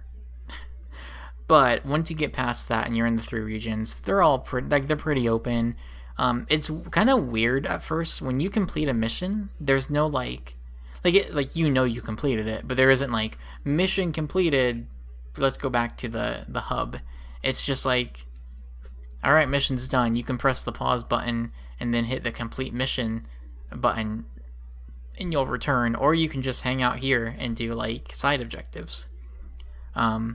Which I actually found to appreciate more as I got farther into the game, because once you complete a mission, you can just roam around, and there's like chests, and you can walk up to a treasure chest, and it might be locked behind like a magic barrier, so you got to complete a challenge, like defeating a certain number of enemies, or stuff like that. So you can just like kind of roam around those areas for forever, I guess, just beating up enemies, finding more loot, finding other items and stuff. So like that's kind of cool.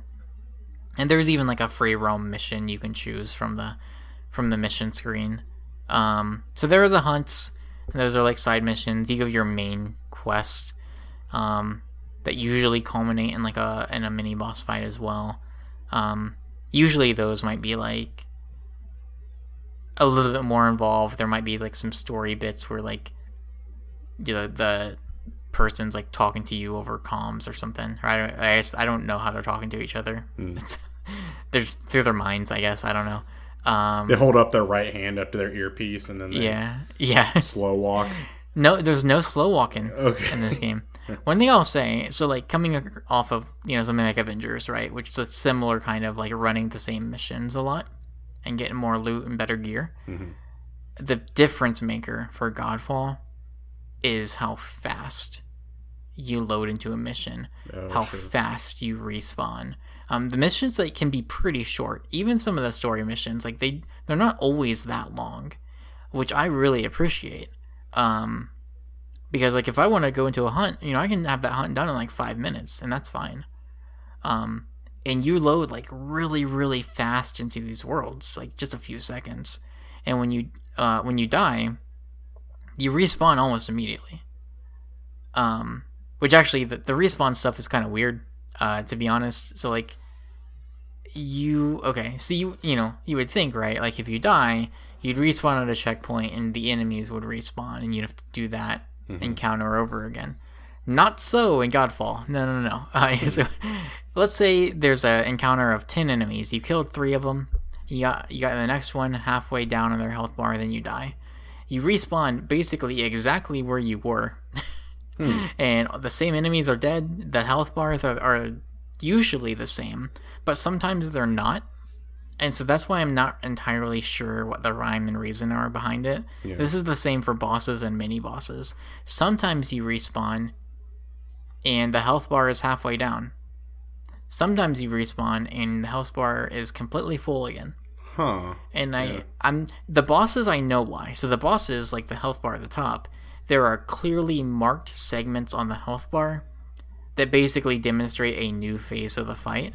And as long as you get them down past that mark, if you die and respawn, the health bar will be right there at wherever that mark was. So that's totally understandable. That's not the case for regular enemies and mini bosses though. And so like sometimes it happens, sometimes it doesn't, and I'm not entirely sure why. What it means though, unless you're playing on the hard difficulty where you can only die 3 times in a mission, it means that like if you're under leveled or under geared, you can just brute force it. You can die as many times as you want. Eventually that health bar is going to 0. Right. Which is fine. I wasn't really looking for like a super hard game with this. Yeah. So I didn't really mind it too much. I will say, so the combat, I like the combat system. It reminds me, again, actually, I think I might have mentioned this to you. I mentioned it to my brother. It definitely feels like something that would fit a Monster Hunter style of game. You're not like canceling out of actions. Like it's very like methodical. It can be fast paced and all, but like if you're doing an attack, you're committing to that attack. If you're doing a combo, you're committing to it. The thing is, the enemy encounters and the boss encounters, I think, are designed for this to be more of an action, like a character action game, like a God of War or DMC or something, where you can cancel out of stuff, but you can't. So it makes some of the bosses like kind of annoying in some ways. Like you've got combos that you can do, but you like can't really do them because you're just gonna get hit and you can't cancel out of anything. So yeah, it definitely feels like there's like a mismatch between the actual combat design for your character versus the enemy and combat, like the battle scenario design for like enemies and mini bosses and bosses. So that's a little weird. I'm not sure how I feel about that. Not sure how I would fix it. I don't know. Like it feels like more of an intrinsic thing to the game that might be a little harder to address. Yeah, and it kind of reminded me of like some of the Destiny stuff where like if you're kind of just like playing out like in the world or whatever, you die, you just immediately like respawn. But like if you're kind of like doing a mission and you're like kind of like farther in, it'll be like something like Darkness Zone. Like if you die, then you'll have to respawn and redo it all over again. So I wondered if it was do something like that, but they don't tell you. And that's the thing. Maybe. I definitely, again, I really feel like if you're going in expecting something like a Destiny or Division or whatever, like those kinds of games, and I guess even Marvel to an extent, like the mission design is not like that. Okay. Like it's just not. And really, at least so far, like we'll see what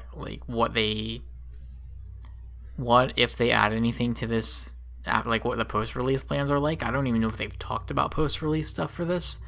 And it gets back to the single multiplayer stuff. It's not like there's like a raid.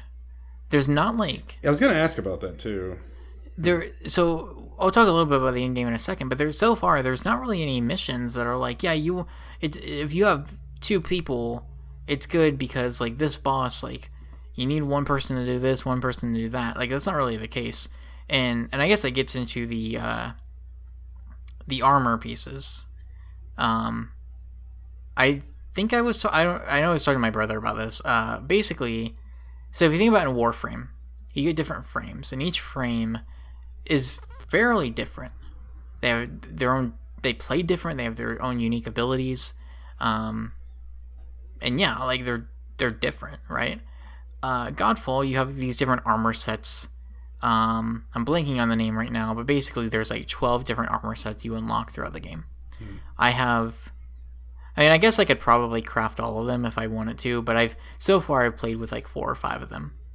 And I think my biggest disappointment right now is honestly that they don't feel different at all. They all play exactly the same. The key differences, like the areas where they are different, is the way they inflict damage.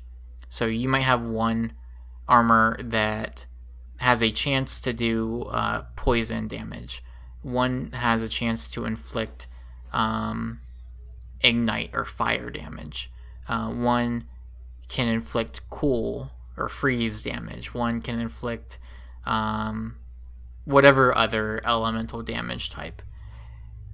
But that's it. they don't have like specific skills or anything that you can only do in that armor. It's just like, okay, if I want to do like freeze damage, I'm going to equip this one. And there are, as far as endgame is concerned, and I've seen some videos on this, there's basically like 3 that you would want to spec behind. Like there's one that has like when you activate its super, it's like Archon Blast or whatever it's called. It has a high chance of doing critical hits. Okay. So like it's just stuff like that, but otherwise they all play the same, and that's kind of disappointing because I think this is where it makes me feel. This is where it feels a lot like Warframe, because you're like, they're not called frames, but you're getting new frames throughout the game. True. And I appreciate that in Godfall it's very easy to unlock these, whereas Warframe it's super grindy. But it's exciting when you get a new one in Warframe because you know it's going to be pretty different. Mm-hmm. And it might be one that you don't even like. You might try it and go, that's not really my play style. I prefer this one. Whereas Godfall, it's like, it's the same play style. Yeah. The differences come in what kind of weapons you wield, but otherwise, these are all the same. They just deal different types of elemental damage, which is good for trophy hunting. Not so much for like in-game stuff. So we'll talk about in-game. This is a pretty short game. You can probably beat it in like 10 hours. Oh, okay. And, you know, it's you'll get through pretty quick. Probably even shorter than 10, if I'm being honest. So the end-game is split up into 2 sections. There's the dream world spheres thing. And this is actually probably where multiplayer might be a bit better. Is you do a couple missions, and by doing those, they all lead to a boss fight. And so it's like an ascended version of a boss you fought in the original game, which is, I think there's 6 bosses total. And so it's like, you might complete one short mission, and it might be like, oh, the boss you're going to encounter has a plus 50% resist to great swords. And it's like, okay, cool, I won't equip the great sword for that fight. And then you complete a second mission, and it's like, oh, it's also got plus 50% resistance to ignite damage. It's like, okay, cool, I'll equip a different armor. But then you also get buffs to yourself that you can choose from. And then you fight like an ascended version of that fight, and it's just like a much harder fight than the regular boss. Does it cool. seem cool, or does it just feel like it's recycled? I mean, it's all recycled. Everything gets like this is a game that very quickly you run out of content. And so far I haven't minded too much, to be honest. But also so far, one thing I like about this is compared to all other loot games, I'm at the end game after 10 hours. I'm super powered. I'm like, level 35, max of 50 after 12 hours. Probably, doing some of the in-game stuff, I can get to 50 pretty quick.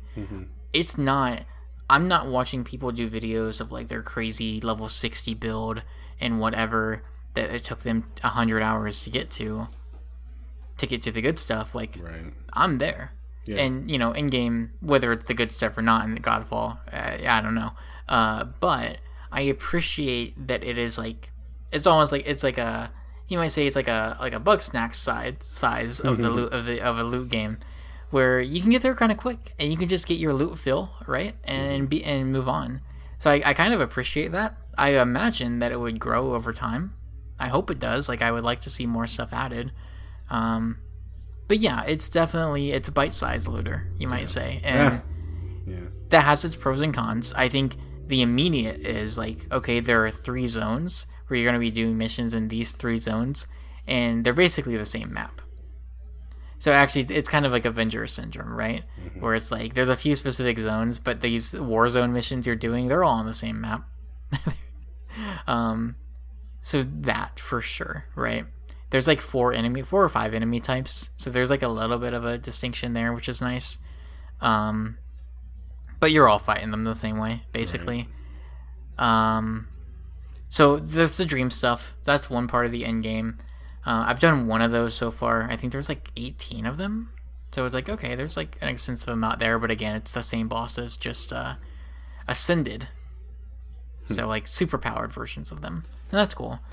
But again, I'm not like a huge fan of the boss encounters because I think they're expecting me to be able to do different things that I am with the battle system. So there's that.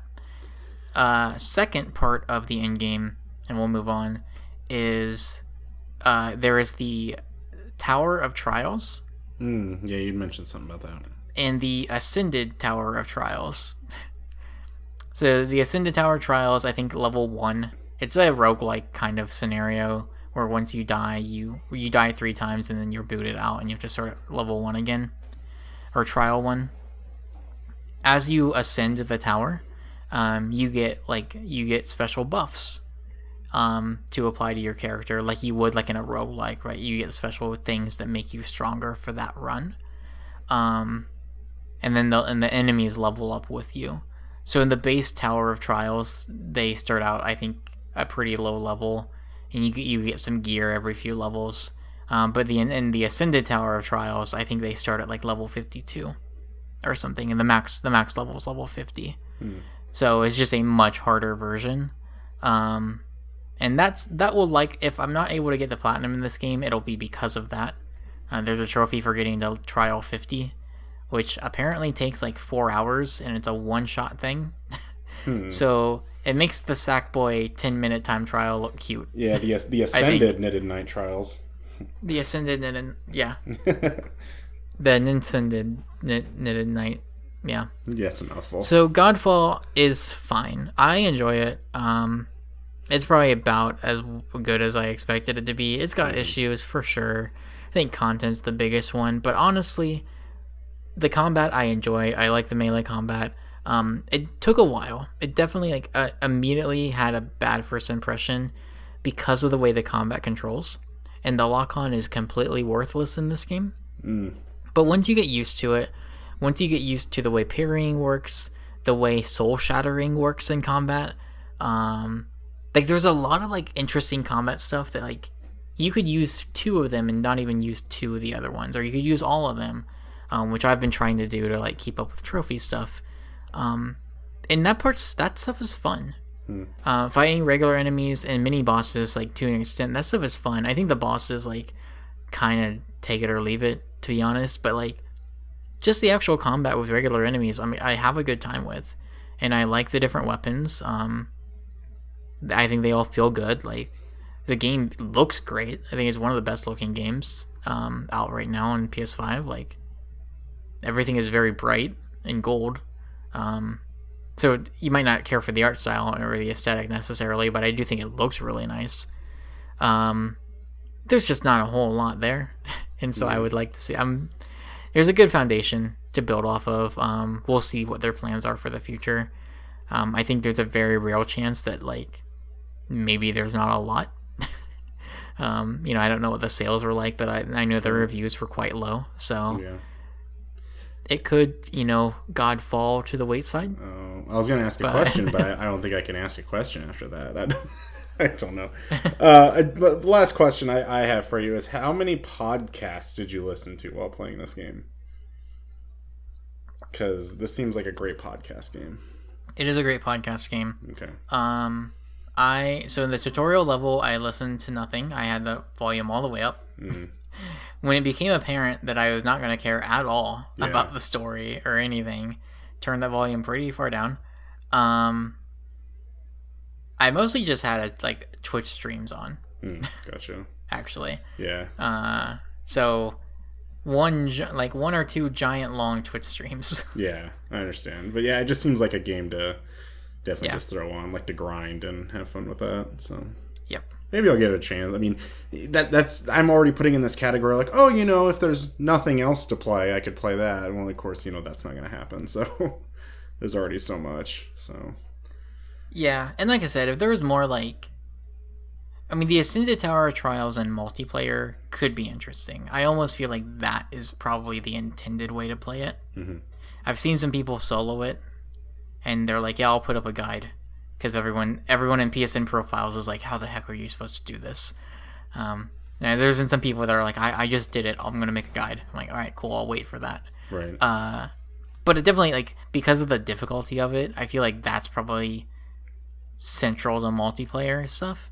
But if there was more stuff, or if they were like, yeah, we're going to do a raid, or we're going to do stuff that you're gonna want to have people with you. At that point, I would probably be like, yeah, I'd maybe recommend some people pick it up. But I enjoy it, but I also know that like this is a game kind of like Knack that I'll be like, yeah, no, it's fun. And most people will be like, what? No. Yeah. But that's Godfall. But they're not gonna be pathless on that. I don't know. Mm-hmm. Giant Squids game. Yeah, one game to not listen to podcasts through. That's true. Yeah, so Giant Squid recently made Abzu. Mm-hmm. It's a good game. I like that one. Founder of that studio is the art director for Journey. Yep. So you can kind of see the trajectory, right? Yeah. Pathless, like, kind of, in some ways, similar to Bugsnax, like, it's a pretty interesting jump for Giant Squid, right? Like, Abzu definitely had some open, like, some areas that were a little more open, but not really that much. Like, it was a pretty linear experience, like Journey was. And I love Abzu. Pathless is like a big open world. Now I have not completed, but I have played through the first region and finished the first boss fight. Okay. I think that there are 4 or 5. And I've played like a couple hours, so I think this is like probably 7-8 hour game. So it's probably not that long, and from looking at the trophies, probably not that much longer to like platinum it, which I plan to do. Yeah. This game though, so Austin Wintory does the soundtrack. Yeah. It is so good. Good. I don't know if we spend enough time talking about this. Astro's Playroom has a killer soundtrack. We mentioned Sackboy has a great soundtrack. Miles Morales also great soundtrack. Yeah. Although I think that kind of music I'm usually kind of like lukewarm on, just because it's like, yeah, no, it's good. Yeah, I understand that, yeah. Whereas like Playroom, like last year's Playroom really stood out. Sackboy obviously was really great. The Pathless though, next level good. Like again, launch lineup not only has been great on the quality of games, but I think the soundtrack from some of these games has been excellent. I would maybe put the Pathless as like one of my favorite soundtracks of the year. It's no Final Fantasy VII. Don't get me wrong. Yeah, no Nobu Uematsu soundtrack, but no, of course not. But it's very good. This game is all about momentum and movement, though. It's the thing that really caught my eye in the first trailer, and it's like it's the coolest part about this game. So you play as this character, I think unnamed. I don't think she has a name or anything. Shows up on the beach of this continent island thing. She's got an eagle with her, and you very quickly find this large bird that is just like flat on the ground, can't move. It's very Trico-esque. Yeah. And you find that there's like this evil guy who's like covering the land in this like this bad vibes, right? All the and again, to like kind of elicit more of the like the Eco, Shadow of the Colossus, Last Guardian vibes. All the dialogue so far, of which there's not been that much, is in a different language. I'm assuming it's a made-up language. I don't know. It's very reminiscent of like Shadow of the Colossus, though. Like when there's talking and that, it's like it's something. It's some kind of language. There's subtitles, right? So the story is there. It's very much not in your face. But you're just presented this huge open area, for at least. So I'll talk about the first region, right? It's a big open area. It's dark. In the distance, you can see a cloud. It's very like, think about Breath of the Wild, and you look at Hyrule Castle and Calamity Ganon circling it, and you're like, oh boy, it feels like that. Where every region there's a guardian basically that's been taken over and is running rampant and rampaging around the ruins of this region. So the first one is like an elk, I think, and so you can always see it off in the distance, and so there's always that looming presence. But scattered throughout this region are these red like orbs that are floating above the ground. And the way you traverse in this game is using your bow. So one of the coolest parts of this game is like, you use a bow, typically it's for combat. In this game it's for traversal. Yeah. So you have a sprint meter, and you fill it up by shooting these talismans, I think is what the trophy list calls them. And so you just hold the trigger down and it auto locks onto like whatever the nearest talisman is. So you hold it down, bar fills up around the talisman, you get a nice little like feedback from the trigger, you let go, you shoot it, and when you hit the talisman, your stamina bar increases. So you could in theory run infinitely as long as you're always hitting talismans with your bow. When you jump, you have an eagle that you can hold on to, and you can glide as well. And that's it. That's your method of movement. And so what happens is you're just like flying through this, like literally gliding or dashing through these huge regions really fast. You're like have your bow, you're sliding, or like you take your belt and you slide in your knees and you're like shooting it at talismans, and like it gives you a boost to speed. Or if you're in midair and you shoot, like you pull your bow out, it's a very brief like slowdown, and you shoot it, you hit a talisman, you get a boost to speed, which like kind of acts as a double jump. I don't know how. I imagine they probably took a long time getting the movement to work in this game, but it feels so good. It's super fluid. It's fast. You have like the right amount of control over it. It just feels good. It looks cool, as evident from the trailers. It feels so great to control. Is it just like fun that's to, a huge?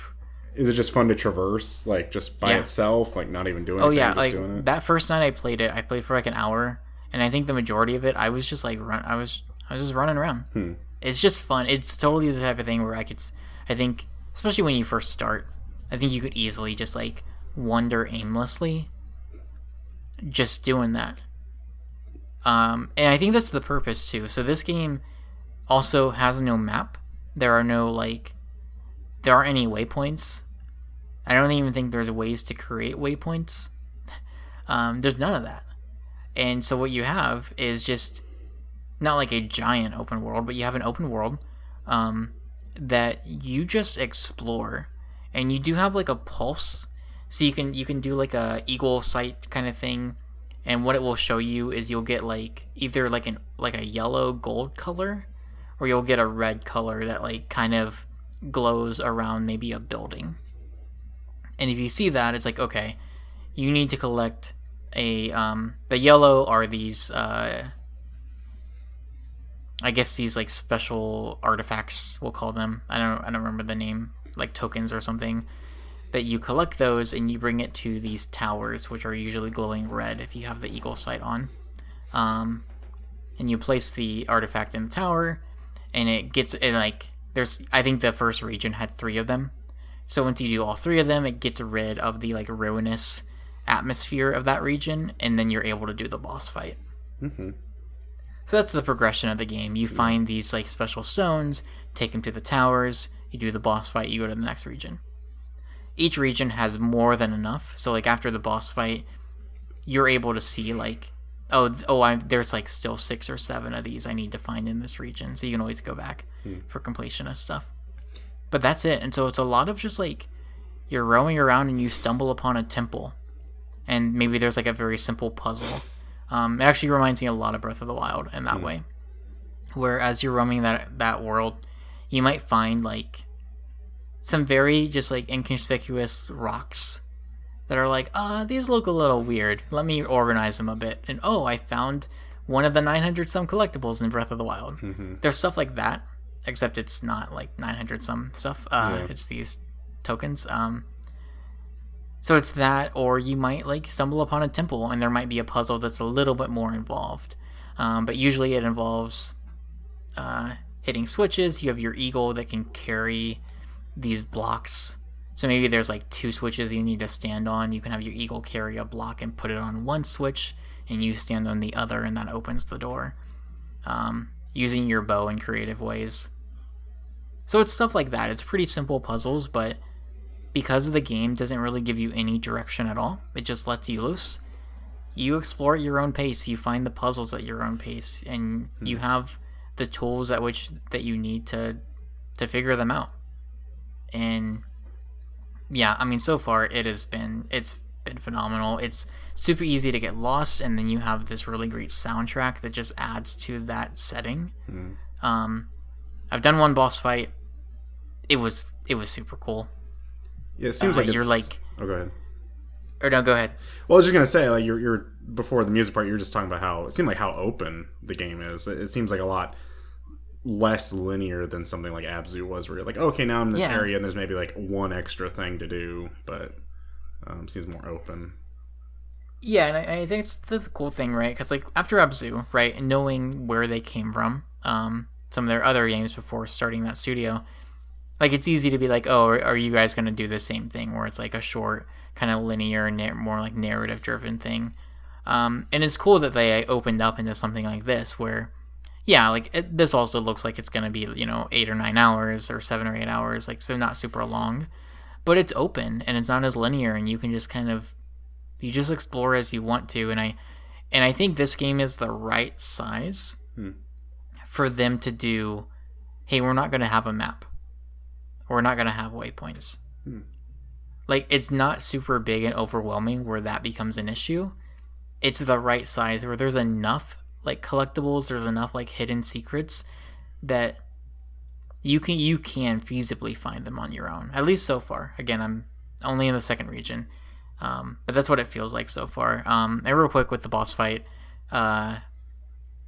you're like it's like a two-faced thing where you're chasing the boss down, and so it's again that traversal of like, this boss is stampeding away, you're running right after it, so you're again sliding on the ground, using your bow to like shoot at talismans to increase your speed, increase your stamina meter, and as you get close, the bosses will have talismans like on them, and so you're shooting those to take the boss down, and that led into an arena fight.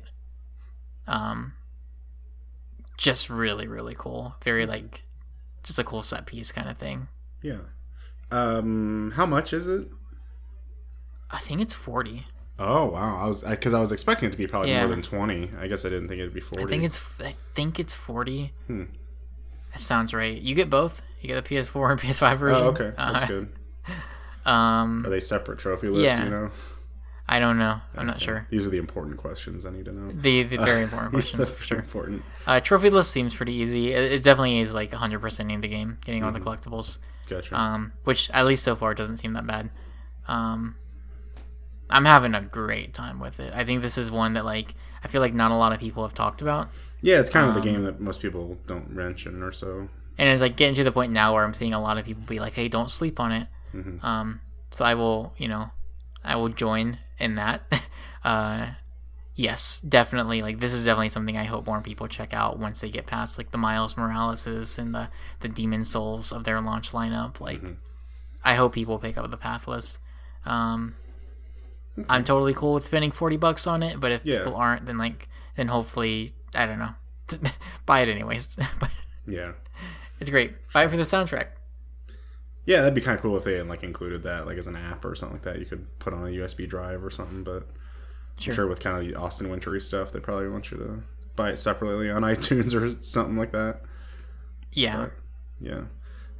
Because I like some of Austin Wintory's stuff. Like that Journey was, and so it's really hard because like I liked Journey's soundtrack, but I felt like something like Flowers was better, and it's like I really like the Abzu soundtrack, but I don't I'm not in love with it. I guess I mentioned it before with Miles Morales, right? The soundtracks that are very like atmospheric and kind of like are instrumental heavy, right? I'm usually like, I enjoy them in the moment, right? Like, but I'm usually not like head over heels. Nier is probably like the exception to the rule, where it's just so bombastic and so crazy that you can't ignore it. Yeah. Usually the soundtracks I like are, like something like Playroom, something like Sackboy, stuff where it's like, or actually anything from Supergiant Games, right, where there's more vocals involved and some other stuff going on. But I think the soundtrack for the Pathless is good enough that it's like even outside of the game, I'm like, man, this is really good. This is very, very good. So Colin, talk to me about the Cold War. So back in the 1980s, it had been going on before that. I don't know how the best way to describe this, but at the end of World War II, I don't know. I was gonna do the Snake Eater opening. So it was cold. There was a lot of snow, yeah, and then war broke out. Yeah, it was the East and West fought each other in the tundras of Greenland, actually. I don't know. So Call of Duty Black Ops Cold War, ended up getting a copy of this from a friend. It was pretty cool. Wasn't originally picking up on playing it, but I've only played about maybe a mission and a half. Of course, you play the first mission, and then Woods is like, "Let's go get this shithead." I'm like, "Yep, we're playing Call of Duty." So it's more of a sequel to the original Black Ops, which I really like, and I kind of like that Black Ops storyline they've had in the Call of Duty campaigns because a lot of people do, right? Yeah, Black Ops 1 was like probably 70s, maybe a little bit 60s. This one now takes place in 1980s, but then like Black Ops 2 was like a jump to like 2025 or something like that, because then you were playing as like some of the original characters were in Black Ops 2, but now this is like, hey, those kind of core guys from the first game are back. Yeah, it takes place in the 1980s. It's like 1984, 82, something like that. I can't remember which year it is. I haven't really gotten too much into it. I know from like the trailers they're trying to go after this like Russian spy. His name's Perseus and all that stuff. Basically, also the first mission is like two parts, and you've already seen it. We've already seen it. It's the airplane mission where they're trying to take down the airplane and the RC car and stuff like that. Like that's it's like part 2 of the very first mission of the game. Okay. But the very beginning of the game, like it starts and just kind of some weird oddities, like you have dialogue choices, like you're like interrogating this guy and there's like a dialogue choice, but then your character doesn't say anything. It just like he'll say like, I don't know where he is or something like that. Like you're interrogating some guy and then it'll be like, what do you want to choose? And then you're like, tell me where he is or I'm going to kill you or something like that. But then your character doesn't say anything, but then just the guy just reacts to that as if you just said it. It's very kind of off-putting to me. Like it felt like very kind of like low budgety to me a little bit. That's just kind of early Call impressions. of Duty trying out their silent protagonist. Yeah, exactly. I don't know. It just felt a little weird. And I don't know. This is me, reading a lot into it, but this is supposed to be Sledgehammer's year, right? For a Call of Duty game, and now Treyarch and the support studios had to kind of crank out a game in 2 years, which I'm glad there is a campaign. Don't get me wrong, because like the last Treyarch game didn't have one, Black Ops 4 didn't have one, so I'm happy to see it back. The first thing that's definitely noticeable are the adaptive triggers. So when you're like holding down L2 to aim down sight and right trigger to fire. I feel like the triggers are different for like each gun that you fire. So like the rate of fire, like it kind of rumbles a little bit. It's cool, but like there's no advantage to it at all, I feel like. Where I feel like it could be especially if you're playing like multiplayer, I feel like it could be a lot more distracting than it is like helpful. Like, oh, okay, like I'm really feeling the rate of fire in this. Like, I just feel like I just don't feel like it helps anything. And I might even turn it off. I don't know. I might do that. I kind of wish there was like a demo for it or something, just because I'm mostly curious to know, because there isn't any other game of like you're shooting guns. Mm-hmm. Like Astro's Playroom obviously has the like paintball gun we talked about earlier. Mm-hmm. But I would like to like see how it feels. I don't think I want to spend $70 to do that, but it'd be cool if there was like even a multiplayer demo that I could be like, all right, I'm gonna die a bunch, but at least I can shoot some guns a little bit and see what the triggers feel like. Right. And yeah, I've played the alpha and the beta. They had those weekends on PS4, and of course there was no like trigger weird things with it. Sure. But yeah, I haven't touched anything else. I felt like we were talking about all these games that run at 60, and Call of Duty's always run at 60, and I'm sure it is. But like, they've got like this kind of motion blur thing going on, and I don't know if it's just because of that, but it just feels like it's running like a 30 frames kind of set. Like it just doesn't feel as smooth. One thing I was actually going to say, and this has been okay. So obviously we talked a little bit in the PS5 like UI stuff of some like technical issues we had then. I mentioned, we mentioned some other like Spider-Man, right? Like there's been some issues there. The remastered at least. I mentioned Miles Morales has crashed on me. With the exception of one game, honestly, like one thing I've been really, I don't know if surprised is the right word, but for this launch lineup, like Astro's has been solid. Bugsnax was pretty solid. Miles Morales, with that one exception, has been great, smooth. Sackboy. Sackboy had one really funny glitch, where like, we'll call it a mini boss introduction, but it was like, it was a Yeti, but it was like a ball form, and it was like it like jumps into the scene and rolls, and you have to run away from it. And right, yeah, get squashed. I know what you're talking about. And so, the Yeti, how it does the like has the banner at the bottom, and it says the name, and it has like it zoomed in on the Yeti, and then it like comes back to the level. So that scene never ended. Once for me, and so the Yeti just kept rolling very, very slowly towards the screen until eventually it rolled into the camera, and then the camera was just in the Yeti, and you just saw like the inside of him like rolling, and it just kept going. I had to like completely close the game out. So what I've been leading up to say is that for the most part, all of these games have been pretty solid, which is great, especially for the launch games. Like these are probably games coming in real hot. Yeah. One exception to that is Godfall, and I meant to mention this before, and I'll be super brief. Godfall's has some kind of memory leak issue or something going on, where the longer you play that game, the more weird stuff starts happening. And so once you've played it for a couple hours, whenever like a big explosion happens, or you finish like a combo and it's like a big thing happens, it like freezes for a second. And eventually, without fail, it usually leads to a crash after a few hours. Oh, yeah. So it's like a Skyrim PS3 glitch or something like that. It's not nearly as bad as that, but it's definitely like after you've been playing it for a few hours, and all it fixes it is if you close the game and just reopen it. Right. So, yeah. Other than that. Yeah. I forgot. Yeah, I did actually. What was I talking to you the other day? Oh, it was Gravity Rush. That was what I was talking about the other day. That had some glitch, and then you were like, just close the game out and restart it, and then I did that. I was thinking that was a PS5 game for a sec, but yeah. But yeah, I mean, Call of Duty's been pretty solid. I haven't had any issues that I've seen with. Again, I've only played like just a little bit.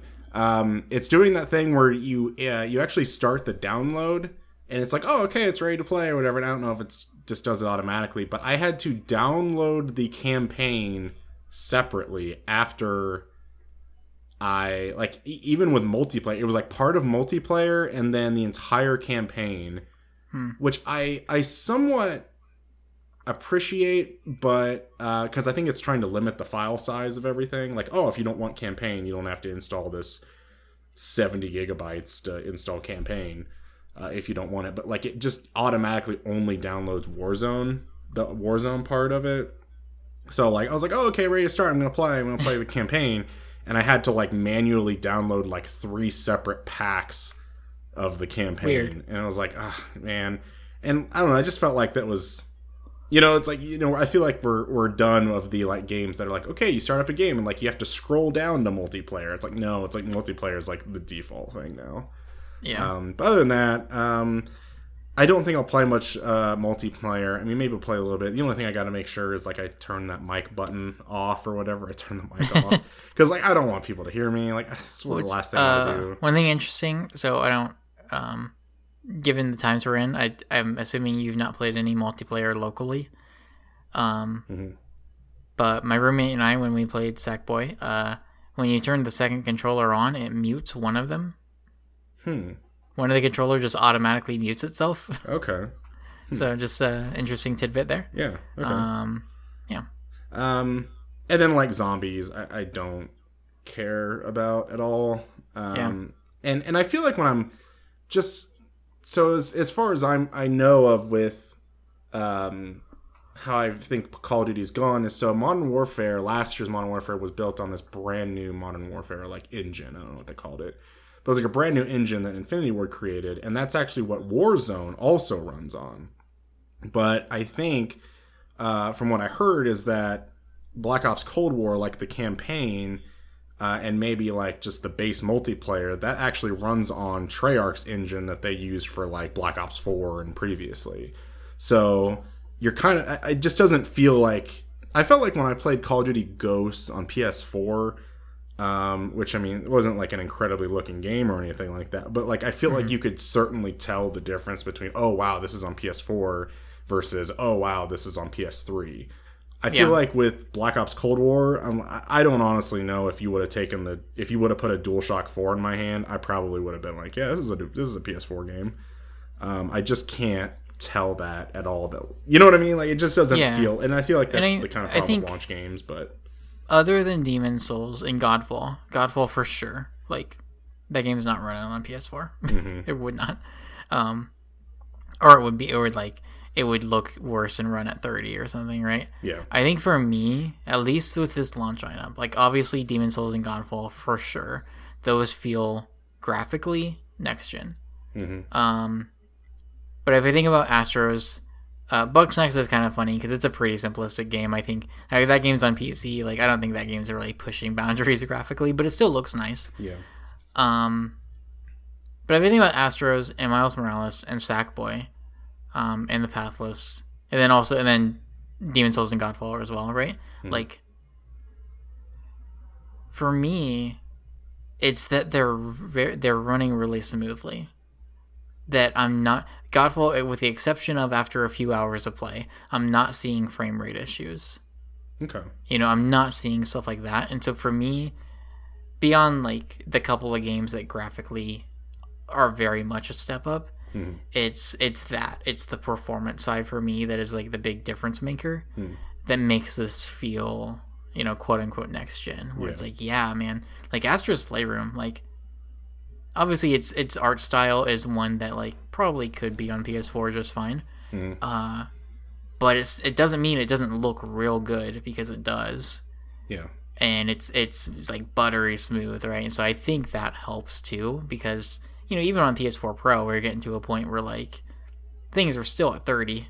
You had some 60 FPS options, sure, but like Last of Us Part 2, that was definitely 30. Like, yeah. Which was weird because I think wasn't like Last of Us Remastered was 60, I think. Yeah. So I actually think the performance side for me actually has been the key difference maker right now. Yeah, I'd say so. And even with Spider-Man, I think noticing that 60 compared to like Spider-Man PS4 being 30 was really cool.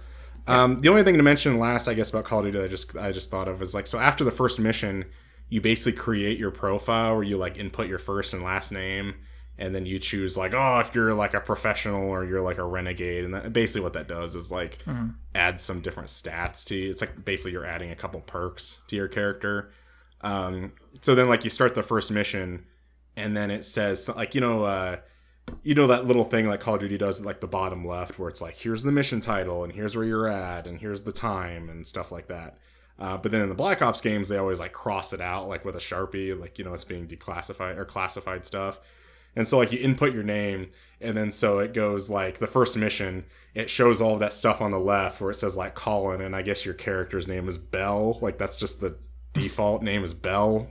And then like that's just like what they call you in the game. But then it's like Collin, and this is Bell Crowder, and then it like crosses off the Collin, crosses off the Crowder, and crosses off like some of the other stuff. It's kind of like it's kind of weird, but like, oh, it's kind of clever, I guess.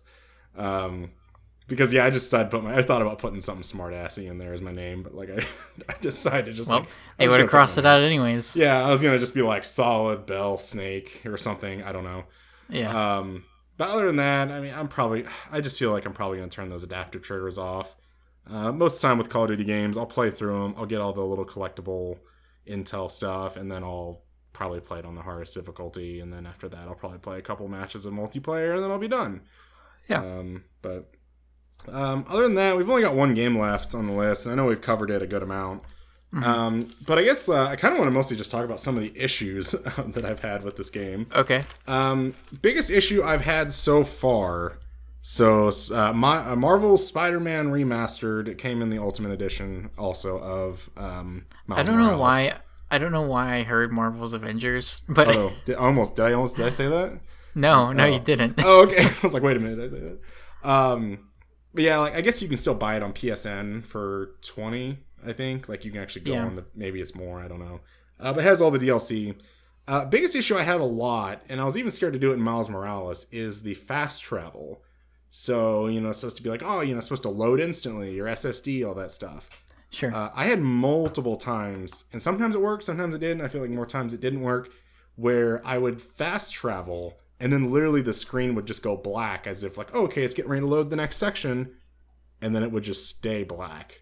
Like nothing would happen. And I just have to close out of the game. It's almost like the SSD's working, and then it just doesn't work. So that was kind of a big bummer for me. I had a little issue, especially at the end of the game, which I won't give any spoilers, but like there's some key performances, let's say, and like key moments that are like, wow, this really needs to be acted well, all that kind of stuff. But like, I don't know if it's just me in the performance mode, but like some of the faces in like key moments at the end of the game were like, ugh, they just like, okay, they just looked really weird and like very unnatural. And I didn't really notice that throughout the game.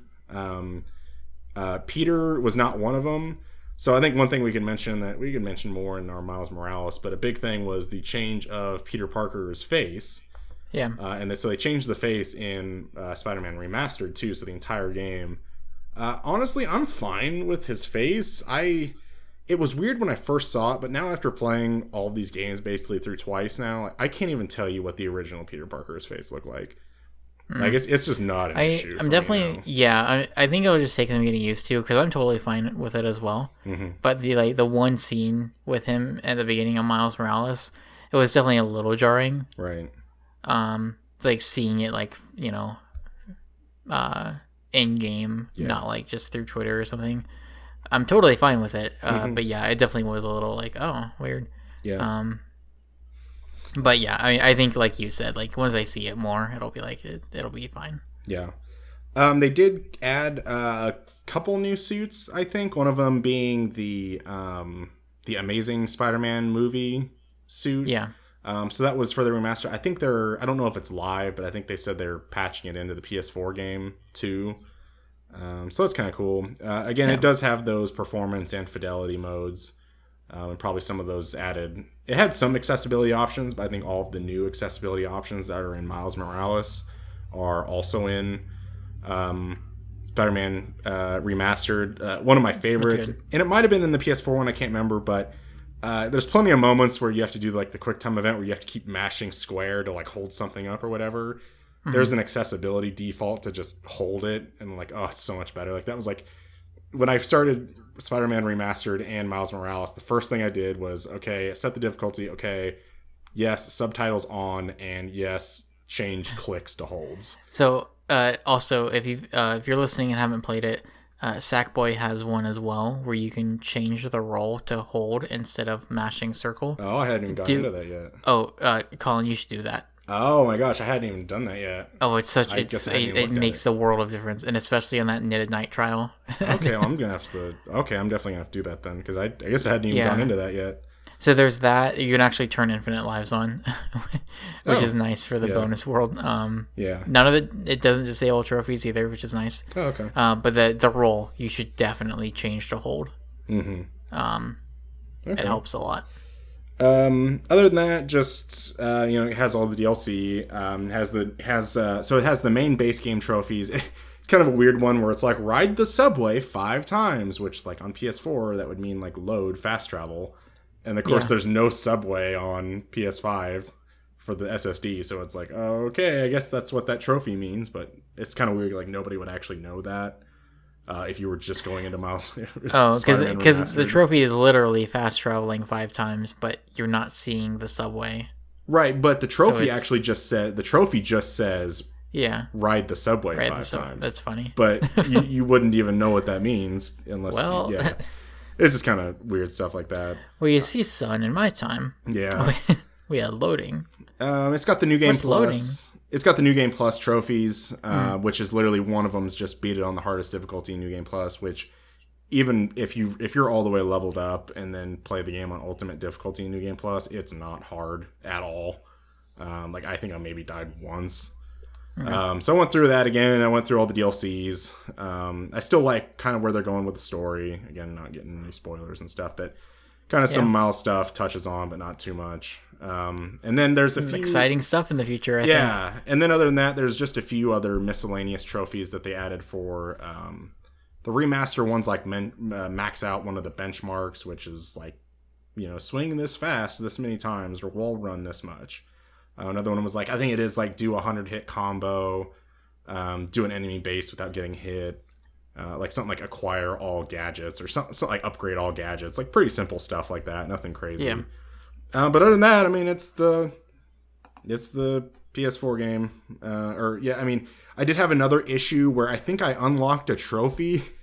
And then the error message completely took over the screen and said something. There was an error with the system software, and I was like, uh-oh. And then I just hit the PlayStation button, and then it just brought me back to the game, and I was like, okay. Oh man. Okay, I guess nothing happened really. So one other thing that the activity cards have like unintentionally become just super clutch with. Both of these are Sackboy examples. One is the thing I mentioned like a little bit ago about the snowman scene that just like didn't end. Mm-hmm.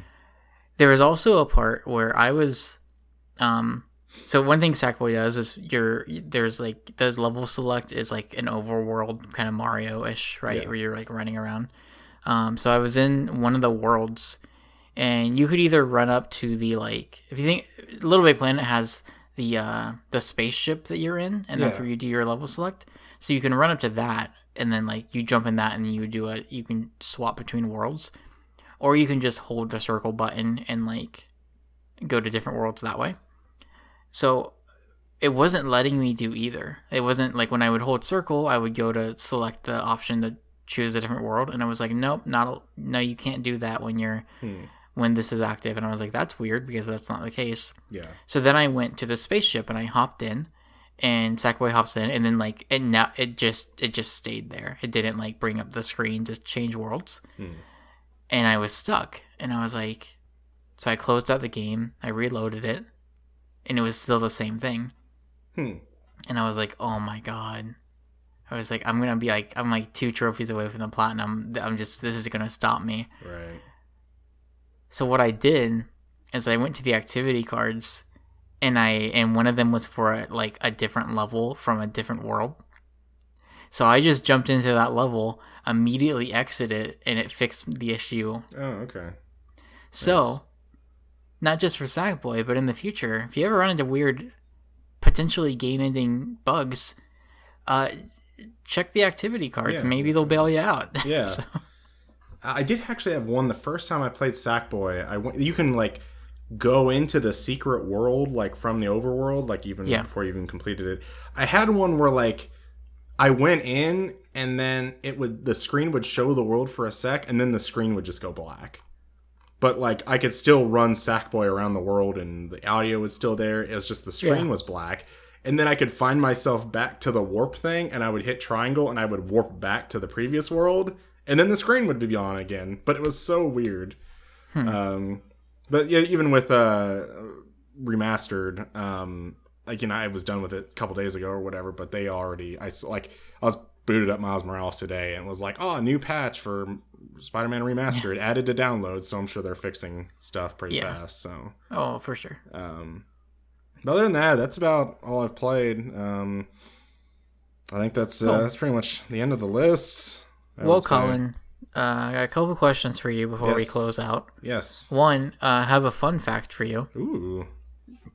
According to my brother, who completed Black Ops Cold War, the runtime of this podcast is equal to the runtime of the campaign for Black Ops Cold War. I am not surprised. I had a friend that was kind of plowed through it too. It took about like 4 or 5 hours, something like that. So, two things. First, went through a bunch of the launch games. What's your favorite launch game?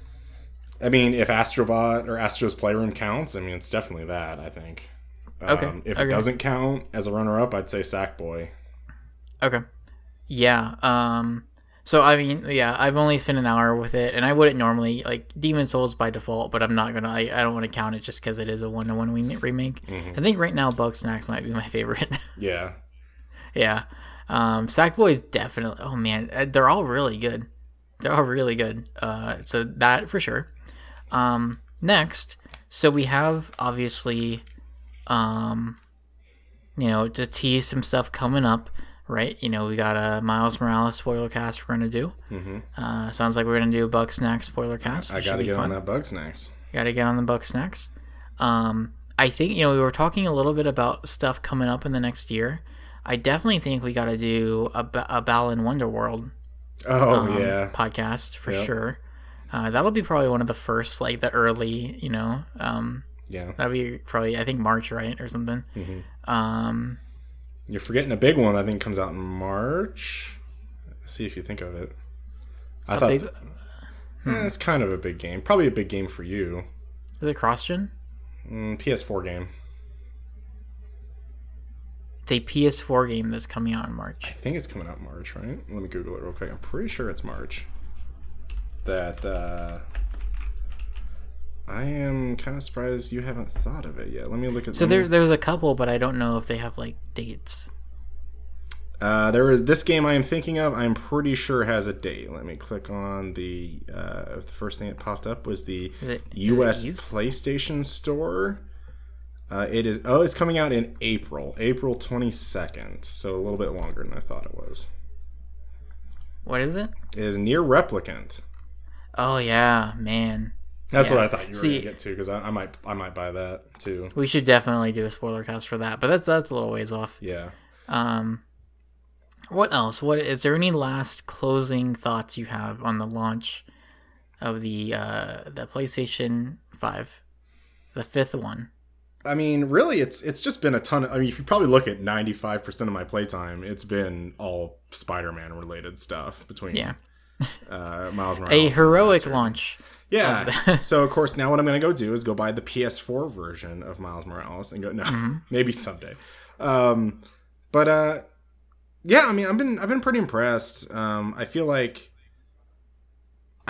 last time, like playing stuff like Assassin's Creed 4, playing stuff even like Killzone Shadowfall, Call of Duty, just trying to think of all the launch games I had for PS4, then I'm like, okay, yeah, these just look like better PS3 games. But I guess it maybe just does start with the SSD and the controller, but like I really do feel like this is like a new generation per se. Yeah. That's what I'm just mostly excited about, just how like, because like I feel like I take a lot of the like when I go back to my PS4, like when I try to complete everything, I'm just gonna wait till like the next PS5 game comes out. I go back to some of my PS4 stuff. I'm gonna like when I sit through like a loading screen, I'm just gonna be like, oh right. So yeah, I feel like that's gonna be the biggest takeaway. And honestly, I should probably play some of that PS4. You were talking about importing like your PS4 saves. I just feel like I want to keep my PS4 and PS5 stuff separate, especially with I feel like there's going to be limited storage in the future on my PS5 until they get that new like M.2 drive, which ones are compatible, stuff like that figured out. Yeah, I just still feel like it's going to be kind of limited space for a while. I'm very excited for them to be like, hey, here's our solution. Yeah. These are the proprietary things to get. And it's not necessarily the proprietary like. Yeah, that card for Xbox. I think I'm like 40% of the way filled, but I'm not like a lot of people I've seen that have filled it up have downloaded a bunch of PS4 games. Oh yeah, and like I haven't done that. I just have Yakuza and Kingdom Hearts. And have you played any PS4 on PS5? Actually, not yet, because I haven't played Kingdom Hearts on PS5 because I couldn't get my save to appear at all, Yeah. and I haven't started Yakuza yet. Now, Collin, to close out this show, I have one thing to say. Mm-hmm. I have a message for you and our listeners. Lay it on us. Kind of bug and kind of snack. Collin and Curtis will be back. We hope you think this podcast was a treat or was neat. We are whatever we eat. Thanks, everybody.